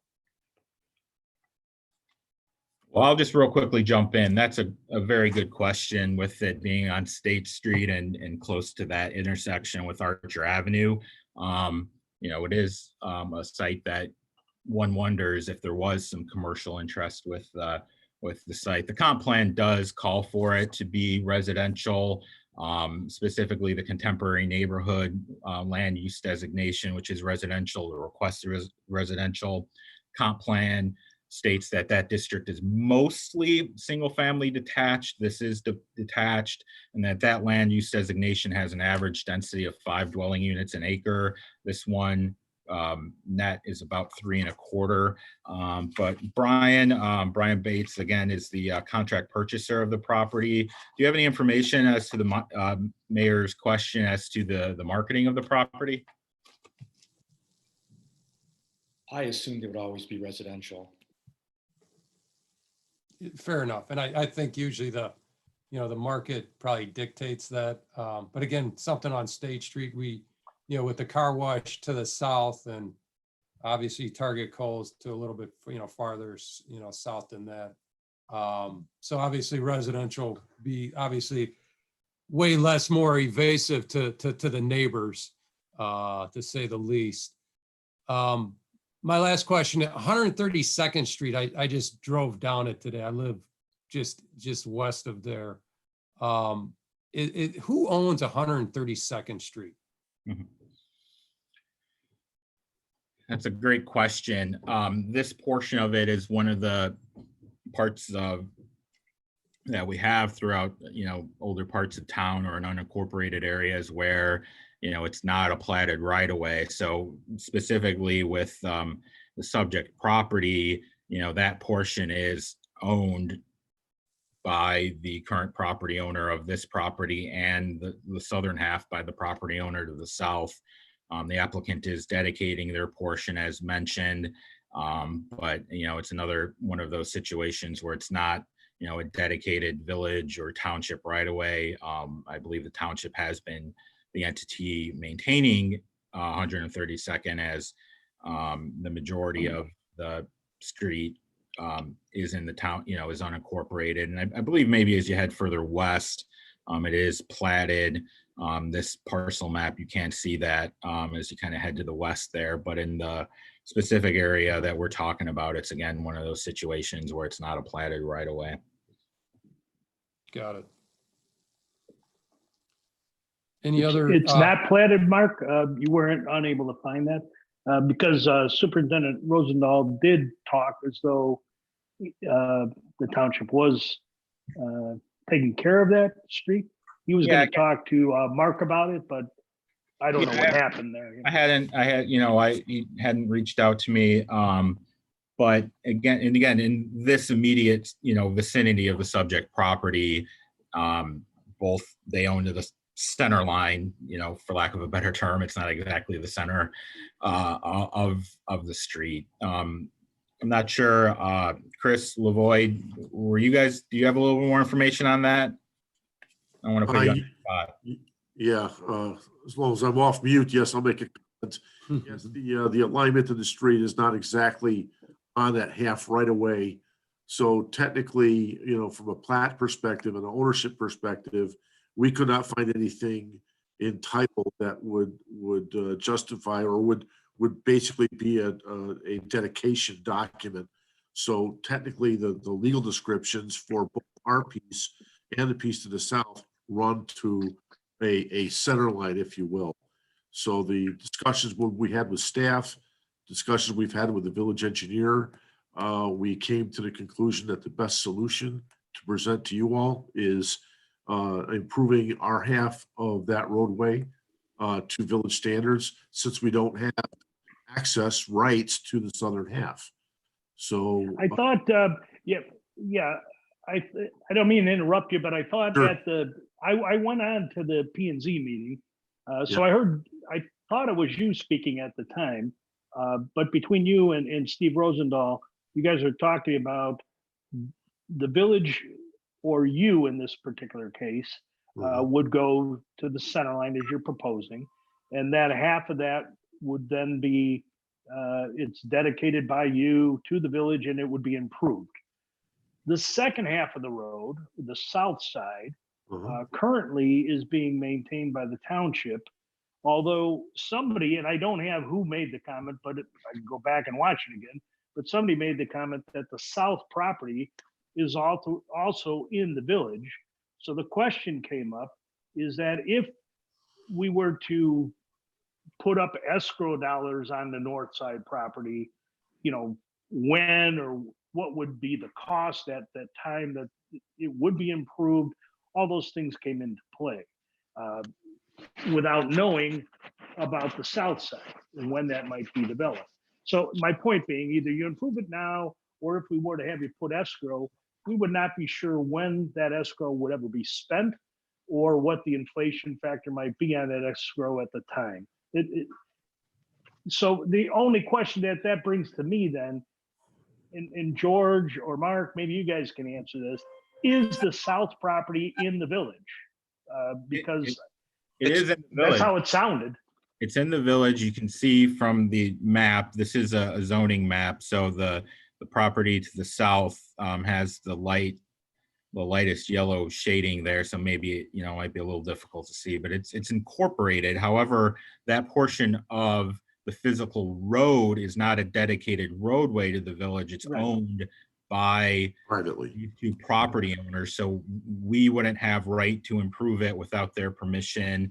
Okay. The applicant, if they wanted to improve the whole road, they couldn't because they just don't have. Because they don't have permission from the south property. So a number of items were discussed in a meeting with the village engineer and the applicant and the applicant's engineer about, would it make sense to not have them improve the street, still do the sidewalk, but hold off on improving the street, or should they improve the street at the moment? And it was sort of decided, and the village engineer felt the best path forward was for them to develop their half of the street.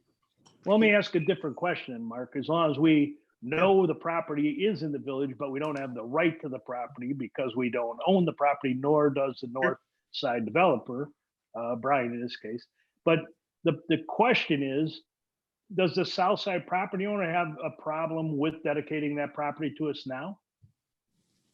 I don't know the answer to that question. We could, of course, reach out to them.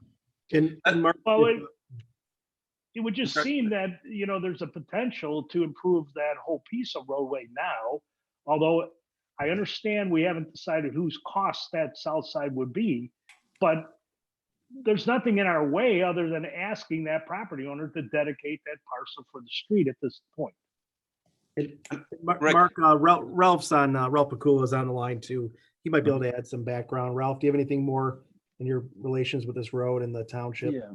So from a maintenance standpoint, the Highway Township Department would always plow that road and fill the holes, whatever needed to be done.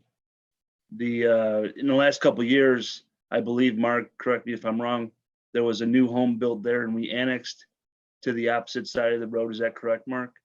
I believe that property had been previously annexed, but yes, a new home was built there within the last few years. So the west on the north side, Ralph, is that the one you're talking correct. Yes. about? Okay. So, I mean, technically, we would be responsible for the roadway from state, probably 500 feet in, but the township has to travel to the very far west end. So we don't even go down there. They take care of the whole thing. Okay. Well, Go ahead. Sorry, I understand that.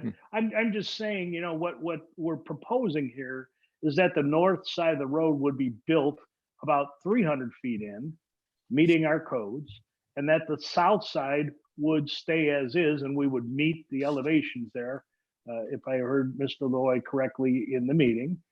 So I get it. So we're going to have half a road meeting township requirements, half a road meeting village requirements. But in reality, the south side is still in the future a village street. We just don't have the dedication at this time. Just most of the properties on State, a lot of properties on State Street actually go to the center of State Street also. So it's not unusual to be paving property that's actually not dedicated. Well, so okay, Ken, and that would just facilitate what I'm saying even more. You just go improve it on that side without the dedication. But my point is just, how do we get the road built properly and maybe take this opportunity to do it to get it all built? I agree with you.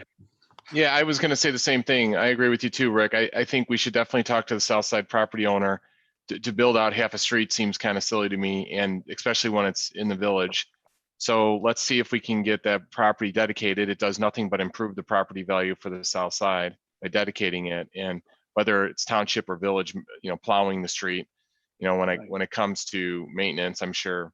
Well, as it relates directly to this property tonight, this question, I'm not suggesting that the developer in this particular case be doing anything on that south side. That's not my point. My point is just, how do we improve the road for whatever distance we're going to go? If it's 300 feet, or as Ralph said, even 500 feet, why are we going to only build half of it? We can take advantage of getting in there. We're going to destroy part of it potentially anyway, just building the north half by itself. Can I jump in and make a comment? Sure. Right here. I recall back when we did, believe it or not, the Glens of Connemara over on 131st Street, we extended the water or the sewer to jump into the lift station up north of Ruffled Feathers. We had to go down 131st Street with that design, and we ran into this exact problem where we had right-of-way properties, I believe on the Ludwig farm in particular, that was property went to the center line, but we needed to run a utility through there for the village. And at that time, John Antonopoulos and I worked together on that, and it was decided through his research that we were able to disturb and improve and run that utility to the high end of the ditch line within the street limits. So there was the center line, the half roadway, the ditch, and then our limit of construction. He wanted us to stay on the top side of the ditch line and make the improvements within that area. And he determined that the village had the right to do that. Just a record, comment that elsewhere, right in the village, we've had this very issue come up in the past. And John Antonopoulos spearheaded that and gave us the directive to move forward on the utility improvements within that area, as long as you stayed within the ditch line. Great. So, it seems to make sense that we want to try to improve that whole area. That's what you're saying, Chris, is that precedent has allowed us to do it. Can we just have someone, Mark or Jason, reach out to that south owner to see if we can make this even easier by just having them dedicate the property, and then we can work on it from there? And we will assist in that exercise if you need us to. Hey, Mark, Ralph, go ahead. Mark and Jason, one other question. I believe it was Larry Rizzo sold the property, and we approved, I think, a 1 or 2 house development to the far west of there on 132nd. I don't know if my question is was that new building going to be accessed off 100, or that new home, was that going to be accessed off 132nd? Or was that going to be access off of my subdivision to the north there? That was coming off of us, John. Yeah, Oh, okay. All right. that was coming off of Gordon Lane. Yeah, the only reason is I took a ride down 132nd. It's been probably about a year since I did it. That 132nd's in rough shape. So, hey, at least getting the beginning of it improved. I second what everyone just talked about there. Well, there are other considerations. Obviously there's some monetary things that we'd have to figure out and stuff like that. But the game plan is right now, all I'm talking about, we're gonna go in there and the road, I believe that center line is gonna potentially meander, meeting the existing road now, because there's a slight curve in it. I don't know, just seems to make sense to improve the whole thing. My question to Ralph, though, if this were to go through, Ralph, then would you be maintaining that north half, or would you think that the township would still maintain that entire 132nd? Well, they have to get to the very west end anyway. Okay, So they Okay, so they would would- have to go through our portion and just go to theirs, right? You know, so they would take care of it. okay. All right, Okay, there were, I have another Go ahead, question. Dave. Sorry, Rick, I thought you were done. Do you have more? Go ahead, Rick. well, I got a couple other things here. Yeah, go. One was pointed out at the time. There was a very good question by one of the homeowners there talking about the size of the lot. So again, Mr. Lavoy, there, you had mentioned that you could move the property line basically closer to the retention area to allow for lot number 1 to have the official correct square footage. I can see that on the drawing. I see what you're talking about. But you haven't done that in tonight's detail, right? I didn't go to the new details. And Because I did go to the P and Z meeting, so. Yeah, real quick, Trustee Snagowski, the materials you have and what is in this PowerPoint are the same documents. So we received Right. just late last week, and they're under review. There's hasn't I been. mean, any- you have to tweak that lot line would be tweaked a little bit to the east. Yeah, the easement And line, not the lot line. That's what I'm talking about, the easement line. Mark, I think you pointed out that the lot was 19,000 square feet. So obviously the lot has enough square footage. It's just a matter of where you draw the easement line at the top of the slope of the detention area. Mark, if you want to, throw that plat up, I'll make one more comment on Yeah, that. George, can you go back a couple of slides to the slide with the plat? Even more, and another That one. one. Or is Oh, okay, either one. that one good? Yeah, if you I'm can just zoom in saying on that line. northeast corner line could be moved over to the northeast Yes, to allow lot number 1 to actually reflect the proper 8,400 square feet that it's like an the other ones arbitrary do. line, and Right. what you don't want to do, what I didn't want to do is create some sort of position for the lot owner on lot 1 to be required to do flood insurance because of the high water line in the pond. So Right. the vision line that runs through there was really, it's a line that's just an easement line. It has nothing to Right. do with lot size. I could follow the contour, but it just makes Yeah, it but more if you go to the next flat. slide, I don't know, what is the distance you must stay from the high water line? Because the high water line is not that first elevation line. It's- Correct. I could it's- squirt that line over, far enough where I think, as you Yeah, I said, think it's 708 is there, and that's, I don't know Right. that was the high water line. Okay, well, that was the question, and it would just, the answer then would be yes, all the lots meet the minimum square footage. That by adjusting that line, that would happen. That's all. And I realize what you did there. I'm just saying, if we move that easement line over, then you could answer in the affirmative, yes, it meets the minimum requirement.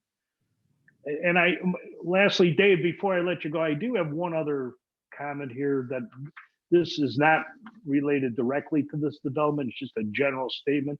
It was on page 2 of the package that we got, the staff analysis for the P and Z.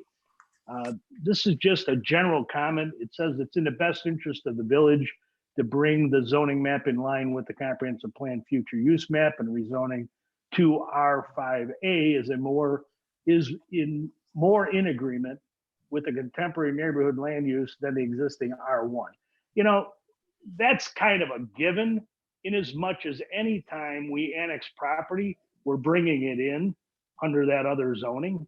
So the comparison should be made to an R4 rather than an R1, and because that is the closer relative property. So that was another question that was brought up in the meeting at the P&Z, was why wasn't an R4 considered, which would be 3 lots, and then obviously without moving that lot line, 3 lots would be plenty of room there for the detention and stay away. So it's just a matter of how this is proposed to us in general and to the P&Z. I don't think we should ever make a first time rezoning after we annex property from a township and compare it to the R1. It comes in as an R1. We know that because it's the biggest. Sure. So we shouldn't make that comparison. That's not fair to anybody. It could be 3-acre lots, whatever. It just doesn't make any sense to compare it that way. Yeah, I think part of doing that is those LaSalle factors, which are per, legal precedent when it comes to the state of Illinois, with how rezoning should be looked at, does make that reference to the existing zoning. So, well, yeah, but my point though, from our perspective, the comparison then would be to our biggest approved land to match the biggest unincorporated land, which would be an R4. And to also though, to speak to that, in terms of that land use designation, really the only thing that could come into play with R4 or the R5A, is density, a density issue. Yes. And again, that contemporary land use has a average density of 5 dwelling units an acre. Even this R5A, which would be more dense than the R4, has a net, so taking out the right-of-way dedications, density of about 3.25. So it's still, over almost 2 dwelling units, 1.75 dwelling units an acre less than the average that land use designation makes. So yeah, they could have done R4, but we have the R5A, and the R5A here does fit within that contemporary land use designation from the comprehensive plan. Well, then I'll conclude, because this is a cow meeting, I will bring this up then. 2 things. One, it seems to me that we always now go to an R5A period. We're skipping right past the R4. There may be areas that should be looked at as R4. However, in this particular case, to be in line with the comp plan, the R5A probably does make the most sense. But as a general thought process, when we move to an unincorporated area that has these types of lots, we should be considering an R5A, in my opinion. That's one thing. The second point I'd like to make out for the next meeting, or potentially down the road here, is that I think we should designate R5A because it does bring along with it the duplex factor. I think we need a designation so that when we bring in an R5A, we know what we're talking about. Are we talking about detached as we are here? Or are we talking about making it go into duplexes or include duplexes? We don't need to bring in a catch-all R5A the way it's written. I don't think that was the intent when we wrote it, but that is how it's being used. And quite frankly, this could come in as an R5A and then be flipped to include duplexes. Personally, I don't think that's a good way to look at things. So I think what we should do is designate R5A single family, detached, or R5A duplexes, or a combination. They should be spelled out at the time they're presented, period, so we know what we're approving. That's an excellent point, but that's why this request is with the subdivision plat. I got it. I understand, Mark. I'm not complaining about this one. I'm not. Yeah, I'm just saying we in would not general. take a request to you, as staff. We would, I know there's some history with another development with an R4 zoning, an R5 zoning. R5A. No, the Jernick property was not R5A, it's R5. But yes, we should, if there's a residential request to rezone property, it should be accompanied by a plat. And Right, Mark, okay, that's fine. I'm all right with it that way, Mark. Thank you. yeah, and Rick, 2 good points to address your first point. And again, Mark, I don't think Rick is questioning it. it gets a little confusing. I mean, to a normal resident, right? Because everything always is defaulted as R1. I think the village owned land that we talked about earlier, the 16 acres, I think that was originally R1 or. Yes. And so when you start talking about that land right away and we're looking to rezone it, you know, residents will say, well, geez, this is R1, you know, and that's really was never the intent. I think to piggyback what you said, Rick, is maybe we have a default. I don't know if you call it default R1. I mean, the intention is I think R1 is good because it gives us flexibility to quote unquote, I don't know if this is the proper word, to downzone it versus going the other way, right? You know, like if, Right. you know, so Well, I think, to Rick, make it more dense. yeah, to make it more dense. And I think We maybe bring what it in at the least dense zoning that we have, John. That's it But by this- default. Whenever we bring a property in, it goes R1. But this- maybe we just call it R1 default, knowing that this is really, the That's true. intention is really not R1. But I have a we're question though explaining it. on this, because does it always really just default to R1, or is it because this was an acre lot when it was in the county and it came over, it defaults to the closest zoning that it was in No, at the county? No, they the come in village as R1, Dave.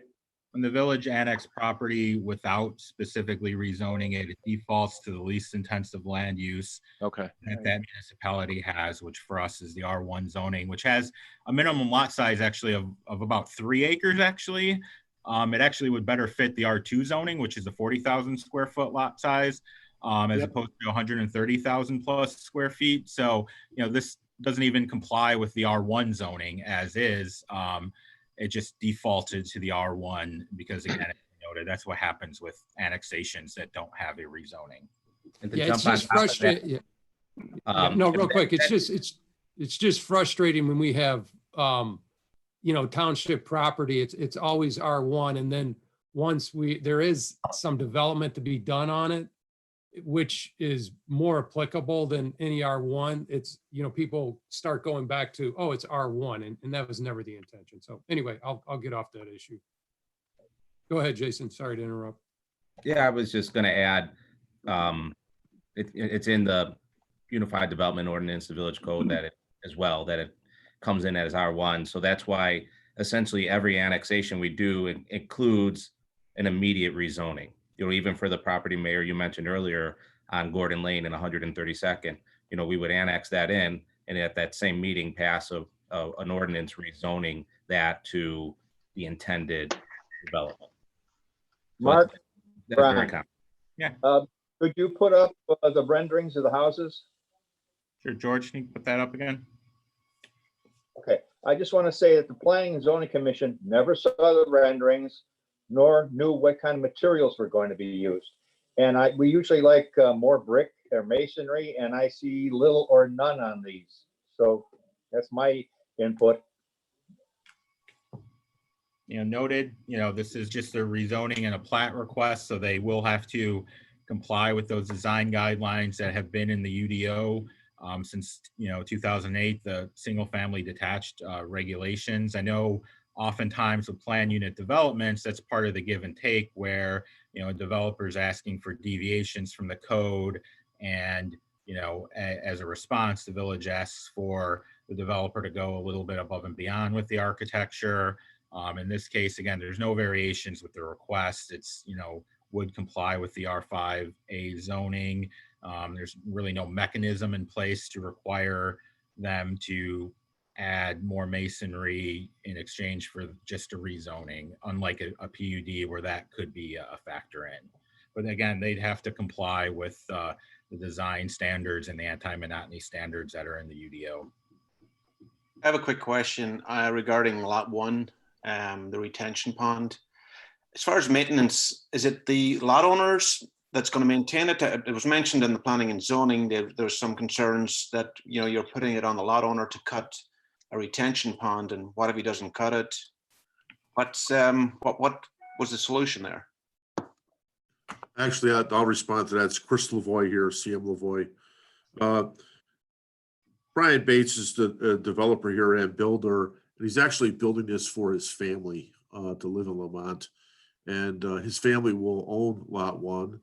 And they are planning on doing all of the maintenance themselves. And that's going to be an amenity to the site and a landscaped area that's going to provide a buffer to State Street. And so it's going to be handled by the homeowner without any problem at all, because we know who the homeowner is going to be. I have a question. Are they going to go A in case one of these homes is sold to somebody else and they don't want to fix the lot? Brian, are you on? Would you like to respond to that? Brian is muted at the moment. So Brian, I don't know if you can unmute yourself or if George needs to. My understanding, Chris, though, at planning and zoning, you had mentioned the possibility of a small potential, not necessarily in any way, but an agreement with those property owners for the maintenance of the detention facility. Yeah, so that's just the details of that agreement have not been worked out yet. We want to wait to see how the board feels on the vote, and we will put together that agreement. But I just thought it was unique and worth mentioning to all of you that this is a builder that is built in Lamont, built several homes in Lamont, and is now building for his family, his own family in Lamont. And so that's kind of unique, and they are going to own Lot 2. And I don't see them leaving Lamont. But in any case, you're correct in saying that, hey, if that property were to sell, what would happen then? And yes, we did discuss a very basic agreement that would cover the maintenance of that pond. I would like to see an agreement that ran with the land. So it would be. Yes. Understood. It is not uncommon, in town that we have private property that's used as retention. So this is not fairly different. So No. whose lot? I thought the detention though was in a separate parcel though. It's still private property. No, it's not. And an easement on Lot 1. Oh, it's an easement on Lot 1. Okay. Right. A comment about adjusting the easement line. That's why you said easement line. Okay, I get it. Yep. And I had a question. We are tying this rezoning to this PUD, correct? Not a PUD, it's just a Not a- final plan of subdivision. So yeah, these would run concurrently, when they come to the board for a vote. Both the rezoning ordinance and a resolution on the plat would both be on the agenda on the same night. Okay, can we, so those are two different ordinances though, or are they going to be dependent on each other? I mean, they're technically, again, the rezoning would be an ordinance as a separate ordinance just with the rezoning. We can reference the plat in that, with how the ordinance is written, but the resolution would be a separate document. But again, they would both be on the same agenda for you guys to vote on the same night, rather than, just having the rezoning come to you and the plat come later on or something along those lines. We're not going to do that. It would all be on, together. So presumably, if you guys were to vote to approve these, you theoretically vote to approve both. And then that plat is then approved, and thus the property would be then at that point tied to it, so that if something happened and Brian didn't develop the property, he'd have to come in and re-subdivide the property or do some other action if some future individual wanted to do something else there. But my question is a little different. So I understand that, but that still puts this property zoned at R5A, right? So then someone can come in and say it's R5A, which even though there's the subdivisions this way, it's approved as R5A with single family, but R5A allows duplexes. So I want to put 5 duplexes on here or something like that. So my question is, because we've been burned before, can we make the rezoning a requirement of those rezoning to have this plat? I don't want it as separate ordinances. I want it in the same one. So if you change the plat, you have to reapply for rezoning. Yeah, that's the problem we have, right? We could further discuss this with Mike Stillman, the village attorney. I've never heard of an amendment to a rezoning, that's never happened, so it's R5A and there's a request to amend the zoning, but that's why you do attach and you do have that subdivision there. You can't do 5 duplexes, on this subdivision though. So they still would have to go through the process to subdivide the property and, to do, I know it was a hypothetical, Trustee Maher, but 5 duplex units on this property would likely involve a number of variations as well, which would then trigger a public hearing, 5 duplex buildings at least. So anything other than this does need to come back to the board though, if that were to happen. Right, but that's not my question, Mark, right? My question is on the zoning itself. The rezoning. Again, So with all due we respect, can follow up with the attorney, right? That's what I'm hearing you say. again, I've never heard of like I said, an amendment to the zoning where properties already are R4 or it's R5A and you're keeping the zoning, again, I've never heard of that. We can follow up with Mr. Stillman on it. Thank you. Again, that is why we are I'll reiterate it. That's why we are tying this plat and the rezoning together. So they do go hand in hand. And again, anything else would need to come back to the board. Okay, but we'll follow up with the attorney, you're telling me, Yeah. correct? Because we're not tying them together. They're 2 separate ordinances. So we're voting on them the same day. I agree, but they're 2 separate ordinances. That's how it is though. I agree. I mean, again, rezoning and a plat, they aren't done on the same document though. But yes, we'll follow up with Mike.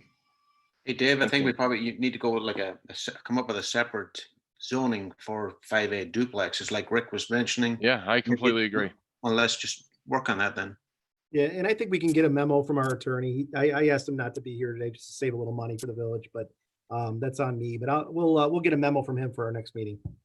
Great, thanks. Okay, any other questions or comments? Anyone have any issues with this? Outside of what you just brought up there, Dave, about having it. Yeah, no, that was it for me. I'm fine with it. The only concern I have is with the road that we're not doing a half a road, or it's. If we have an opportunity, like Rick said, to do we can do the full street. Trustee McClafferty, one thing I'll say though about that, and we'll try and make contact, but there's cost considerations to building out an entire road. Yes. And I think that you look at Fifth Street and while that will be a great project one day, took many hours, and at Fifth Street, 132nd over by Notting Hill, I just want to manage expectations. We'll make the attempt, and but sometimes it costs more money to do that, but I think we can try. Yeah, it's similar to 129th Street where you have the other landowners west of there that, someone's got to pay for it, but it has to be down the road when they move on their land. Yep, no, I agree. Okay, cool. All right, I think that wraps that up. So I think, outside of what Dave brought up, we can move on.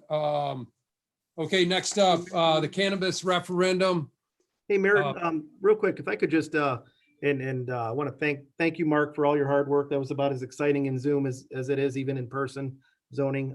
Good stuff. But It's always exciting, George. if I could just actually from last meeting, just to get it on the record, I know Trustee Kittredge and a couple other trustees asked about the Logan Street variation, and I have to apologize on that. That was during the last committee of the whole. If you remember, we had very little staff. COVID-19 was breaking out, and they asked me to get in touch with Mark about trees being saved, and I did not do that. So I didn't want to if you could just quickly address that, Mark, what we talked about on the Yeah. Logan.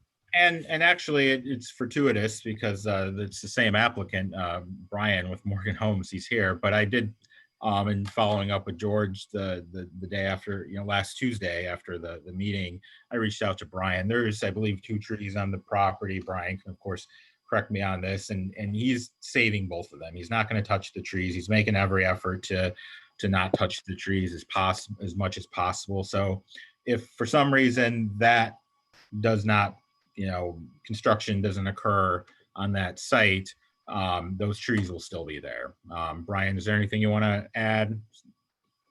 No, Mark, you're correct. Actually, construction has started and we designed the house around keeping those trees. Yep.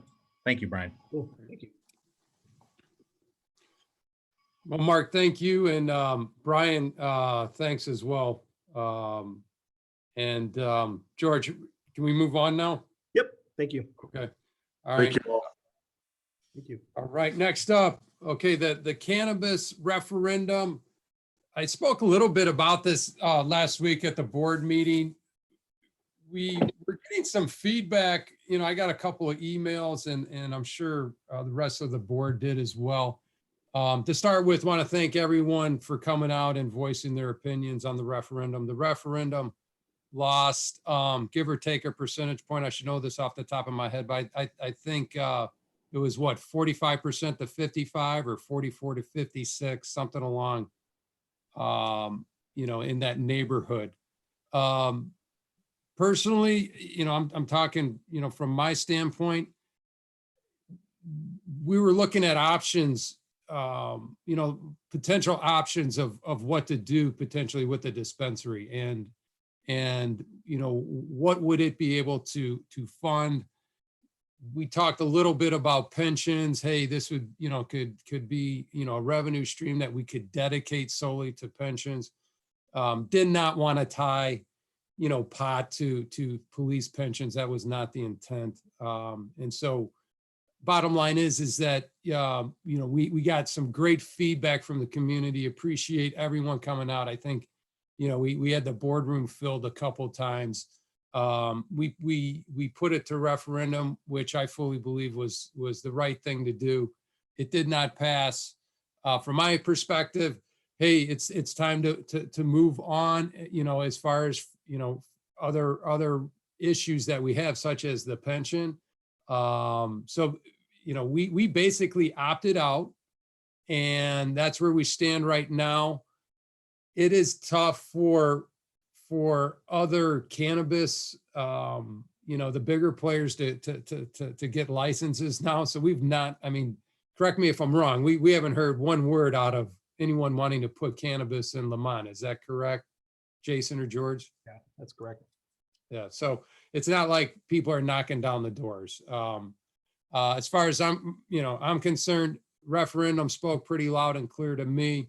We're opted out, and that's where we stand, and it's time to move on. So I just want to make sure that, you know, if there are other opinions by other trustees, other comments you want to make, you know, again, we kind of want to get this behind us. We did have very good resident feedback, and, you know, I think it's only, you know, I guess thoughtful just to give our thoughts on it. So anyway, don't know if any of the trustees want to make any further comments on this. I think we probably should make a motion at the next meeting just to table further discussion. At least then it's put to bed for now. Yeah, Trustee McClafferty, just one thing, and just want to, and I'll be super brief with my comment, looking for a little policy direction. I think just to be clear on where we're at, I mean, we're obviously we're opted out via ordinance. We don't have any licenses available. Cannabis is not zoned anywhere in town. We haven't received any applications for a license. I think that from that's what we know now. So I'm not sure when I tell people, correct me if I'm wrong, it's just that those are the facts. And I'm not sure there's many even dispensaries going up right now with the way state of Illinois has their eyes on other issues, obviously, although cannabis is still deemed essential. But, you know, there's not many dispensaries being given licenses now. And from a status quo is that we are opted out. We have no licenses. We have no zoning. So that's kind of what I'm telling people. And practically, they're going to look for other towns because of that. So I'll turn it back over to Mayor. Just want to make that clear. Yeah, good point, George. I mean, there's so many, you know, hurdles that if this topic ever did come up again, you know, there's zoning that has to be, first of all, there has to be a quality, you know, builder that wants to do it. So you know, again, I'm saying it's time to move on personally, but, you know, I want to give the other you know, trustees, if you feel strongly one way or the other, you know, please feel free and, you know, maybe this comes alive again in 5 years. I don't know, but to me, it's time to move on. I agree with you, but what I'm trying to say is how do you formalize it? In my eyes, it is formalized. We don't have zoning. We're opted out.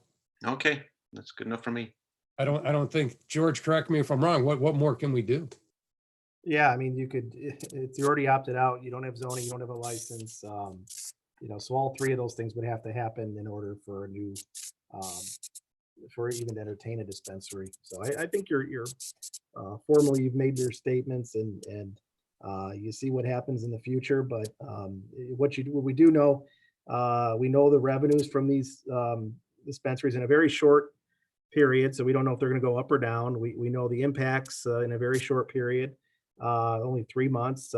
We know how the community feels at a referendum.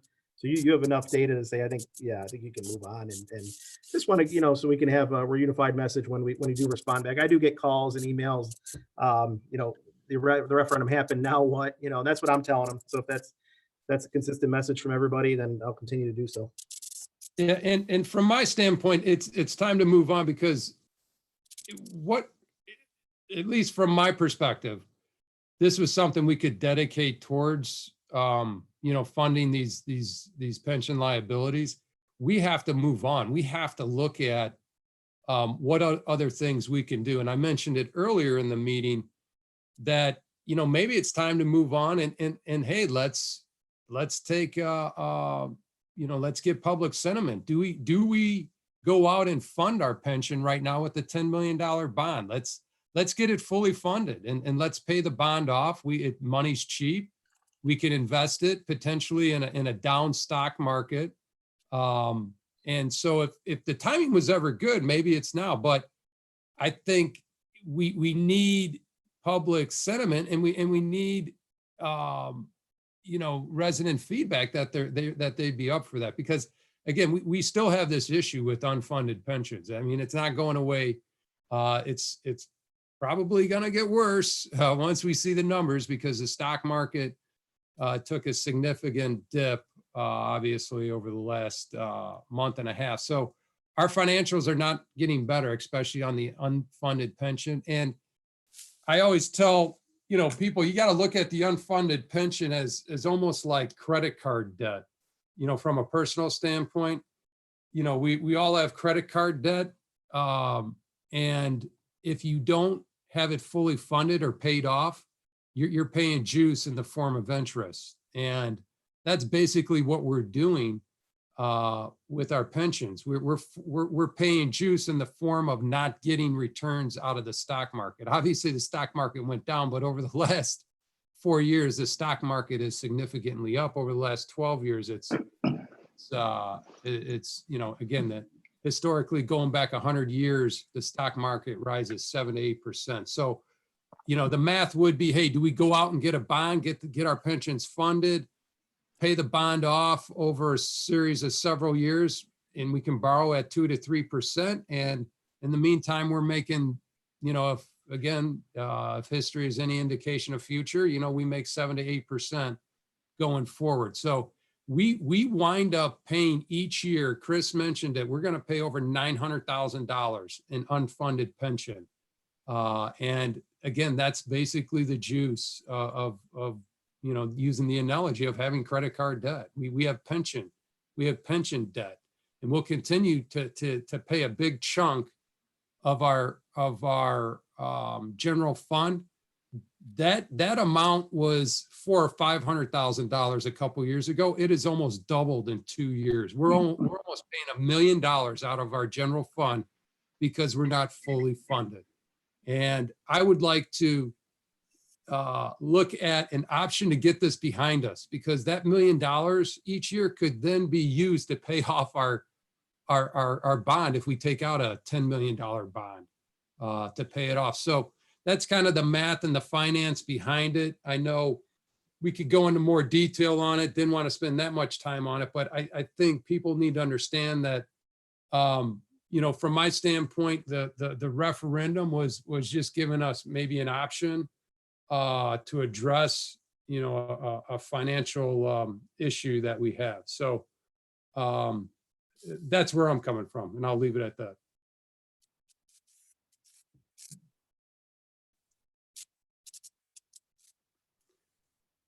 If anyone else has any other comments, if not, all right. We'll move on. Do we have any unfinished or new business before we get into audience participation? Anything new, George? Not at this time. Trustees, anything? Yes, I have one, John. Congratulations to Chris and the financial department again on getting the award on financial reporting and accounting. Just want to thank her and the group and everybody who was involved in that. All the staff, department heads who are involved in the budgeting process. So thank you. Good job, Chris. Thanks, Rick. Anyone else? Okay, let's move on. Audience participation. George, you want to lay the groundwork out? And again, I want to thank everyone. I apologize. I meant to mention this. I want to thank everyone in advance for joining us today. It was funny. We had our first Zoom meeting for our board meeting last week. I think we had probably one of our biggest attendances. I think a lot of people are going a little stir crazy to watch a village board meeting. But again, we always appreciate everyone's feedback. We appreciate the comments. We appreciate, if you have questions, if you could put them in advance via email, then that way we can make sure we got answers for you specifically tonight. But go ahead, George, why don't you? Yeah, thank you. Thank you, Mr. Mayor. And I'll go through this real quick, but you're absolutely right. Today we have 33 online and everyone has stayed on to the very end. And we very rarely have that at committee of the whole meeting. And this is going to be on YouTube. It'll be put on our website. We usually don't videotape our committee of the whole meeting. So good government, and it's good to educate the public on what's happening, and we'll continue to do so even after the pandemic is over. So I did want to, there's one section, as we mentioned earlier today, audience participation. Couple rules just want to kind of lay out there just so we're efficient and we hear from everybody. Please use the raise your hand feature. I'll go through and call your name out and unmute you for your turn to speak. You may still have to unmute yourself. Please, be patient if we get a little clunky in doing that. Mention your first and last name just for meeting notes purposes, and then same rules apply, 3 minutes per person. If you're doing it through phone, you actually can raise your hand by doing *9 and then *6 unmutes your line when you're called. With regard to, just put the instructions back up real quick, and then I do have a couple hands up. The raise your hand feature at the bottom, manage participants, raise your hand on the right hand side, there's 3 little dots, and from there I will unmute you and you may speak and address the board. So hold on just a second, and I'll start off because she had Marta Obrakta. Sorry, butchered your name, but I will unmute you. You were first. You can go ahead. Good evening. My name is Marta Obrakta. I'm one of the residents of 132nd Street, and I just have a few concerns, which I think they're already brought by people on the board. Mainly, my biggest issue is the safety. We moved here about 4 years ago. We also built a house here. And, we have over 2 acts here, but we want to maintain the same kind of community that we like, and that's what makes us to move here. So we're still kind of concerned about density of 4 houses in that lot next to us. We still feel like that's going to totally change community that we live in.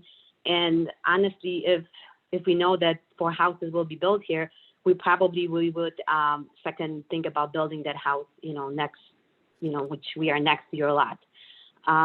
The other thing I was, think about the option, and again, I'm not a builder, but we also built a house here about 4 years ago. We're looking into the, extending the road on 132nd Street, but I know Wallace family in the back, like in a couple years ago, they want to do a subdivision as well, and they want to do a pond. And I know that, owners were looking to do a subdivision back in the day. And me and my husband were thinking that maybe if they do road, after talking to Mr. Wallace, if he's agreeing to it, to the north side of the lot, and this would give potential to, let's say, additional 4 houses for subdivision in the future for, Lemont Village. So another concern we have with the pond is, it was probably mentioned too, because I was listening to the recording online because I missed the first meeting, is the safety. I also don't like how this road's going to end towards our driveway, because if my daughter is technically on the road, but it's still a driveway, I'm concerned about her safety. And, I think the biggest issue for me is the safety and the density of those houses. Thanks, Marta. And just a quick question of understanding. You mentioned the pond. I'm sorry, I didn't quite follow you on the pond issue that you spoke about. Yes, because I don't know if Mr. Mayor aware, but there is a bus stop next to the pond that it's, potential pond to be developed. And, my daughter, she's Oh, 7. the detention? I'm sorry, Yeah. Okay, got it. Okay, got it. And So your I'm issue is, go ahead, I'm sorry. Yeah, it's the safety issue. And there's like the ponds, they're going to be adjacent to the other lot. So the kids can be running down the lot. And, I'm just afraid when it's full of the water, like I'm afraid about safety. My daughter and my other neighbors' kids who are like 3, 2, 1, the water, brings kids in, and we just, afraid of that. And I know previously Mr. Wallace wanted to do the pond, and there was not allowed. I think that one of the biggest issues back then was the safety. So we kind of, still, we are happy to welcome new families. We're happy that Lemont is developing, but we also want to make sure that it's safe. And, we would love to have a new neighbors. Our daughter can play with new kids. So that's not an issue. We just want to make sure that it's safe because there's a bus stop. And I know that usually ponds are done in the criteria that are safe, but I think they're more likely, there's no adjacent lot usually to that pond when kids can run down the lot and, like potentially if there's a big accident.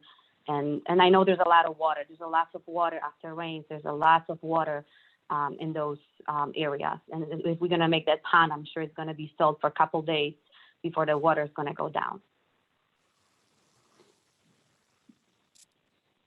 And, my other issue is also if something happened, I know you and other people on the board that mentioned the maintaining of the road. And I know that's a big issue. It's a big commitment for Lemont to put probably money into the road. But what we are concerned if we're focusing on the one half of the road, and let's say that's going to be perfect, that's going to be fixed, and then after a while, the other half of the road is broken, needs to be fixed. Who's going to be responsible for it? Like, are we going to just, drive over the holes, which right now is in a bad shape? And I'm assuming after building, it's probably going to be even in the worst shape. So I kind of appreciate that idea that you're going to reach out to the south owner of the property to see if they're going to be willing to do something about it, with you. Thank you. Thanks, Marta. And do we have any comment on the water retention detention issue? Well, yeah, John, this is Rick. I could grab on 2 of those comments. I would just, I made the comment about the R4 zoning relative to the R5A. In reality, we're talking about 1 less home.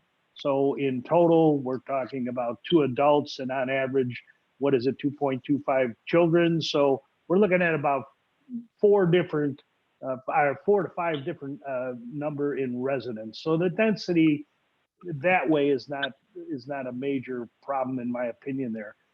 But as far as the retention pond goes, I did look at those elevations and it meets the requirements of any of the retention ponds we have in the village. And we have many of them behind homes, right in the backyards. And in fact, this one may even be sloped at a more gradual decrease than some of the ones that meet the requirements elsewhere within the village. So I did look at that, and that's what I can comment. I think, to Rick, to your point too, I think it would be pretty similar to the detention in Harper's Grove.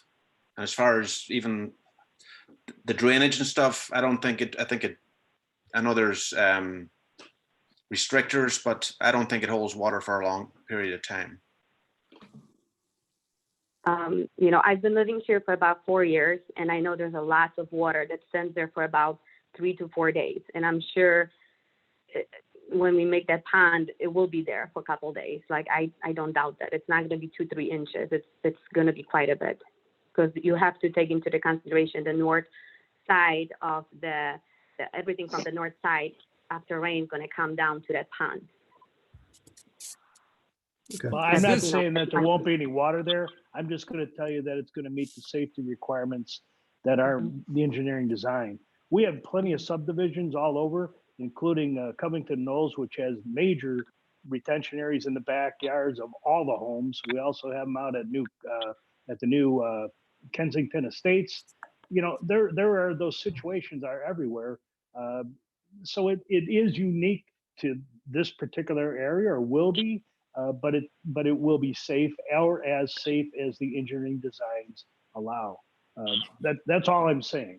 I'm not saying there won't be water there for some period of time. I'm just saying that the amount of time will be the normal amount of time based on those engineering factors.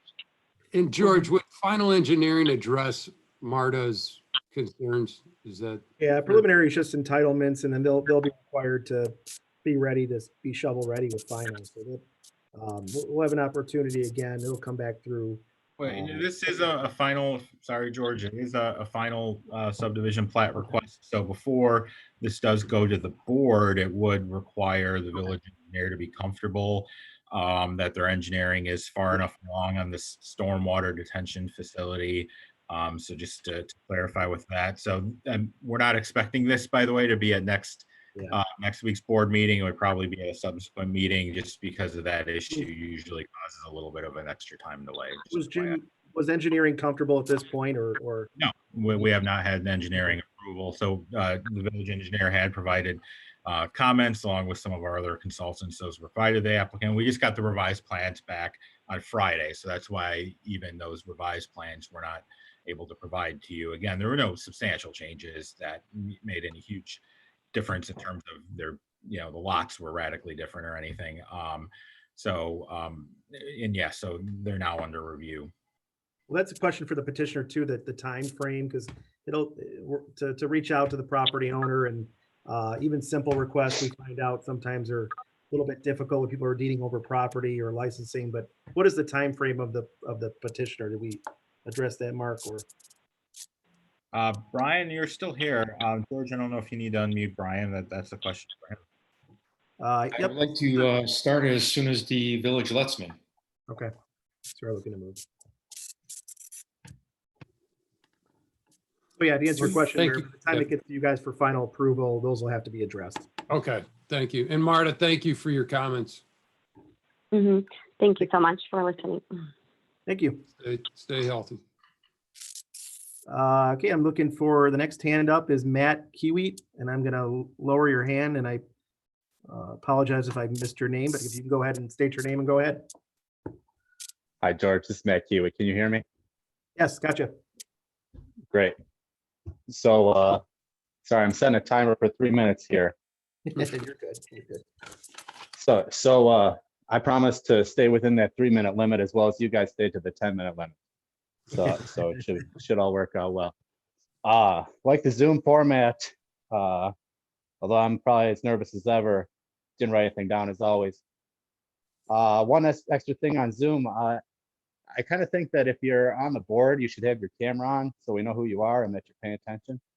So I know it's kind of a new format, people are new to it. I'd just like to be able to see everyone's face. I turned mine on so you can see me while I'm talking. About the cannabis. I've got two of them on, Matt, so don't be confused by the one that's off. This is me right here. Rick, I saw that, and I saw you there. By the way, Matt, we can't see you. You're sitting too far away, but Other than, I'm prettier from this distance. So Go ahead. the cannabis referendum, there was a brief discussion about that. First of all, before we had the referendum, it seemed like I had a hard time understanding where everyone on the board stood on this issue. I had a hard time getting any clear answers. I heard answers like, I need more information. The best answers I could get were, I don't support having a dispensary until we have more information or until after we have a referendum. Only one who gave me a clear answer was Dave Maurer. Sorry, I'm probably hurting your name like you guys heard mine. It's all good. Who is obviously was on the other side, stating that he thought Lamont residents wanted this. And, at least he gave me a clear answer. I appreciate that. So now we had the referendum. I really feel like the odds were stacked against us in that referendum. You had a very Democratic heavy primary with a hotly contested Democratic presidential race, and essentially nothing to vote for on the Republican side. So a very skewed view, against people who would likely vote no on this. Even with that, and with a virus scaring another demographic that would also probably vote on my side, we still won 55-45 over. I don't remember the exact numbers. Over 2,000 people came out and voted no. A lot of early voting. So really what I'm personally looking for is I just like to hear, I appreciate the mayor bringing it up again to try and give us a little picture into what's going on. But since it's a non-binding referendum, at any time the board can vote and, reauthorize the dispensaries and, to opt back in. So, personally, like I've asked before, I'd like to hear from the board members on what now. Okay, now you've got your referendum, you got more information. So I'd like to hear from the various board members what they think now. If you disagree with me, great. Let me know. If you think people have spoken, let me know. I just like to hear from everyone. The only one I heard from was the mayor since the referendum. And again, the reason people are confused, Mayor, is because in the segment here, talking about cannabis dispensaries, you spend more time talking about pensions than you did talking about cannabis dispensaries. So when I hear that, people are like, oh no, here they go talking about money again. And when we've already, the people made it pretty clear on this one. So I think that's all I got. I guess I'll spare you any 420 jokes. Just love the irony here, but I'm all done. You can mute me again, George, if you know how. I'm kind of new at this. Thanks, Matt. Just, I want to chime in. I mentioned on the patch, before the referendum, whatever the people vote for, I'll respect that, and that's what I'm going to do. So that's my position on it. It always has been.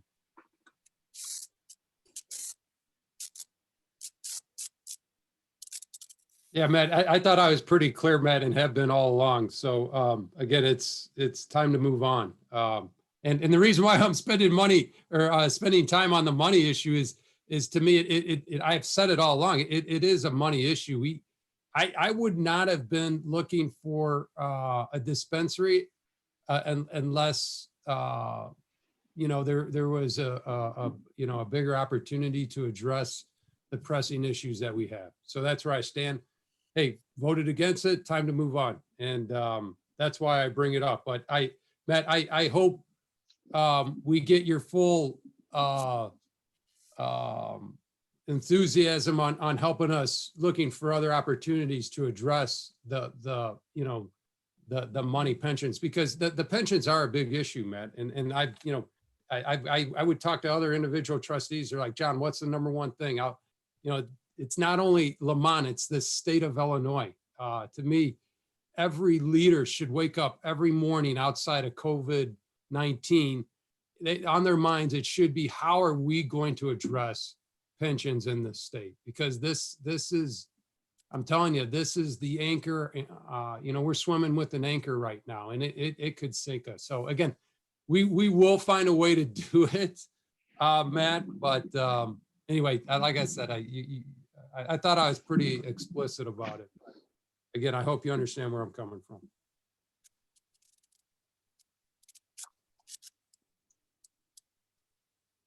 All right. I think this is Rick. I think we did all vote when we voted to opt out or opt in, and I think we had many that opted out and a few that opted for in. So that was the vote. And Matt, you are right. At any time, this could change, but it would take, as George mentioned, I think there are three things that would have to happen. We'd have to create zoning. We'd have to have somebody apply for a license, and then we'd have to opt back in. So those are the three things that would have to happen in order for this ever to really take place. So there'd be plenty of time for you to come back and publicly comment again and stop it. But no matter what we say, if we all said we were absolutely against it, it doesn't mean we couldn't still go the other way if that was necessary. And so you'd be well informed of that. So it can't be done overnight is what I'm trying to tell you. And Rick, even before all that, we have to have interest. So, and which we don't. That's what I'm saying. You'd have to have somebody apply for a license and create the license. Yeah. So I do think I mean, I don't remember what the vote was or who voted what way, but we could get that or it's online. We can, you could look it up and see how everybody voted. And then that would indicate which way people were leaning.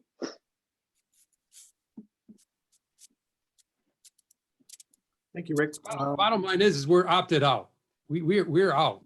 And it would take we'd have to overturn that. Yeah, something to overturn it. And we voted on it. And so again, I don't know if we've, Matt, I hope you hear where we're coming from. But yeah, I think right now it's not, we're not, there's nothing contemplated. No one's looking to come into Lamont, and we're opted out. End of story as of right now. Thank you, Mayor. That is all. I don't have any other hands up, so I think we can conclude public comment, Mr. Mayor. All right. Okay, so we're done with public participation. No executive session, correct? Nothing planned. Nope. And George, when are our next meetings? Just so we could tell. Yeah, thank you, Mr. Mayor. So yeah, we're on a regular schedule, as irregular as this is. So next Monday at 6:30, we will have a regular board meeting, which we talked about earlier. We'll approve the budget. There's some other items on the agenda as well. And then in May, again, a full slate, May 11th, 18th, and 25th. 25th will likely be canceled. I believe that's Memorial Day already weekend. But we'll get that information out. But next Monday is the next meeting. Okay, thanks. And we're hoping we'll see what happens with the state of Illinois. We're hearing another extension of the stay-at-home order. They can only do it for 30-day periods at a time, I guess. So it'll probably happen this week, and we'll have another 30 days and have to keep operating electronically at least for another 30 days, I believe. But we'll get that information out tomorrow or this week, whenever that order does come. We got more participation anyway. Yeah, I envision maybe even when we get back to whatever normal will be, is that we include some form of Zoom meeting with our live meetings. Maybe, I think it could be really good to, if you don't want to show up to Village Hall, I think that's one of those barriers where people don't want to sit in the green chairs for 5 hours. They can be at the comfort of their own home and participate. So we may look into doing that afterward. I think it's with all of our departments. How can we take the good with the bad here and continue it when things get back to normal?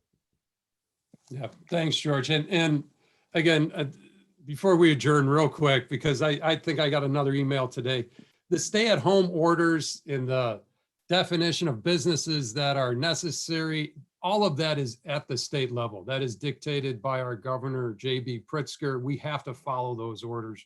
We do not have jurisdiction at the local level, myself nor the board. So we have to follow our governor's orders, and I hope people appreciate that. And again, everyone stay safe, stay healthy, and thanks again for the attendance. So with that being said, we're going to adjourn. I'll move to adjourn. All right. Thank you, Rick. All right. Thanks, Ron. We are Have a good night. Thank you, everyone. Good night.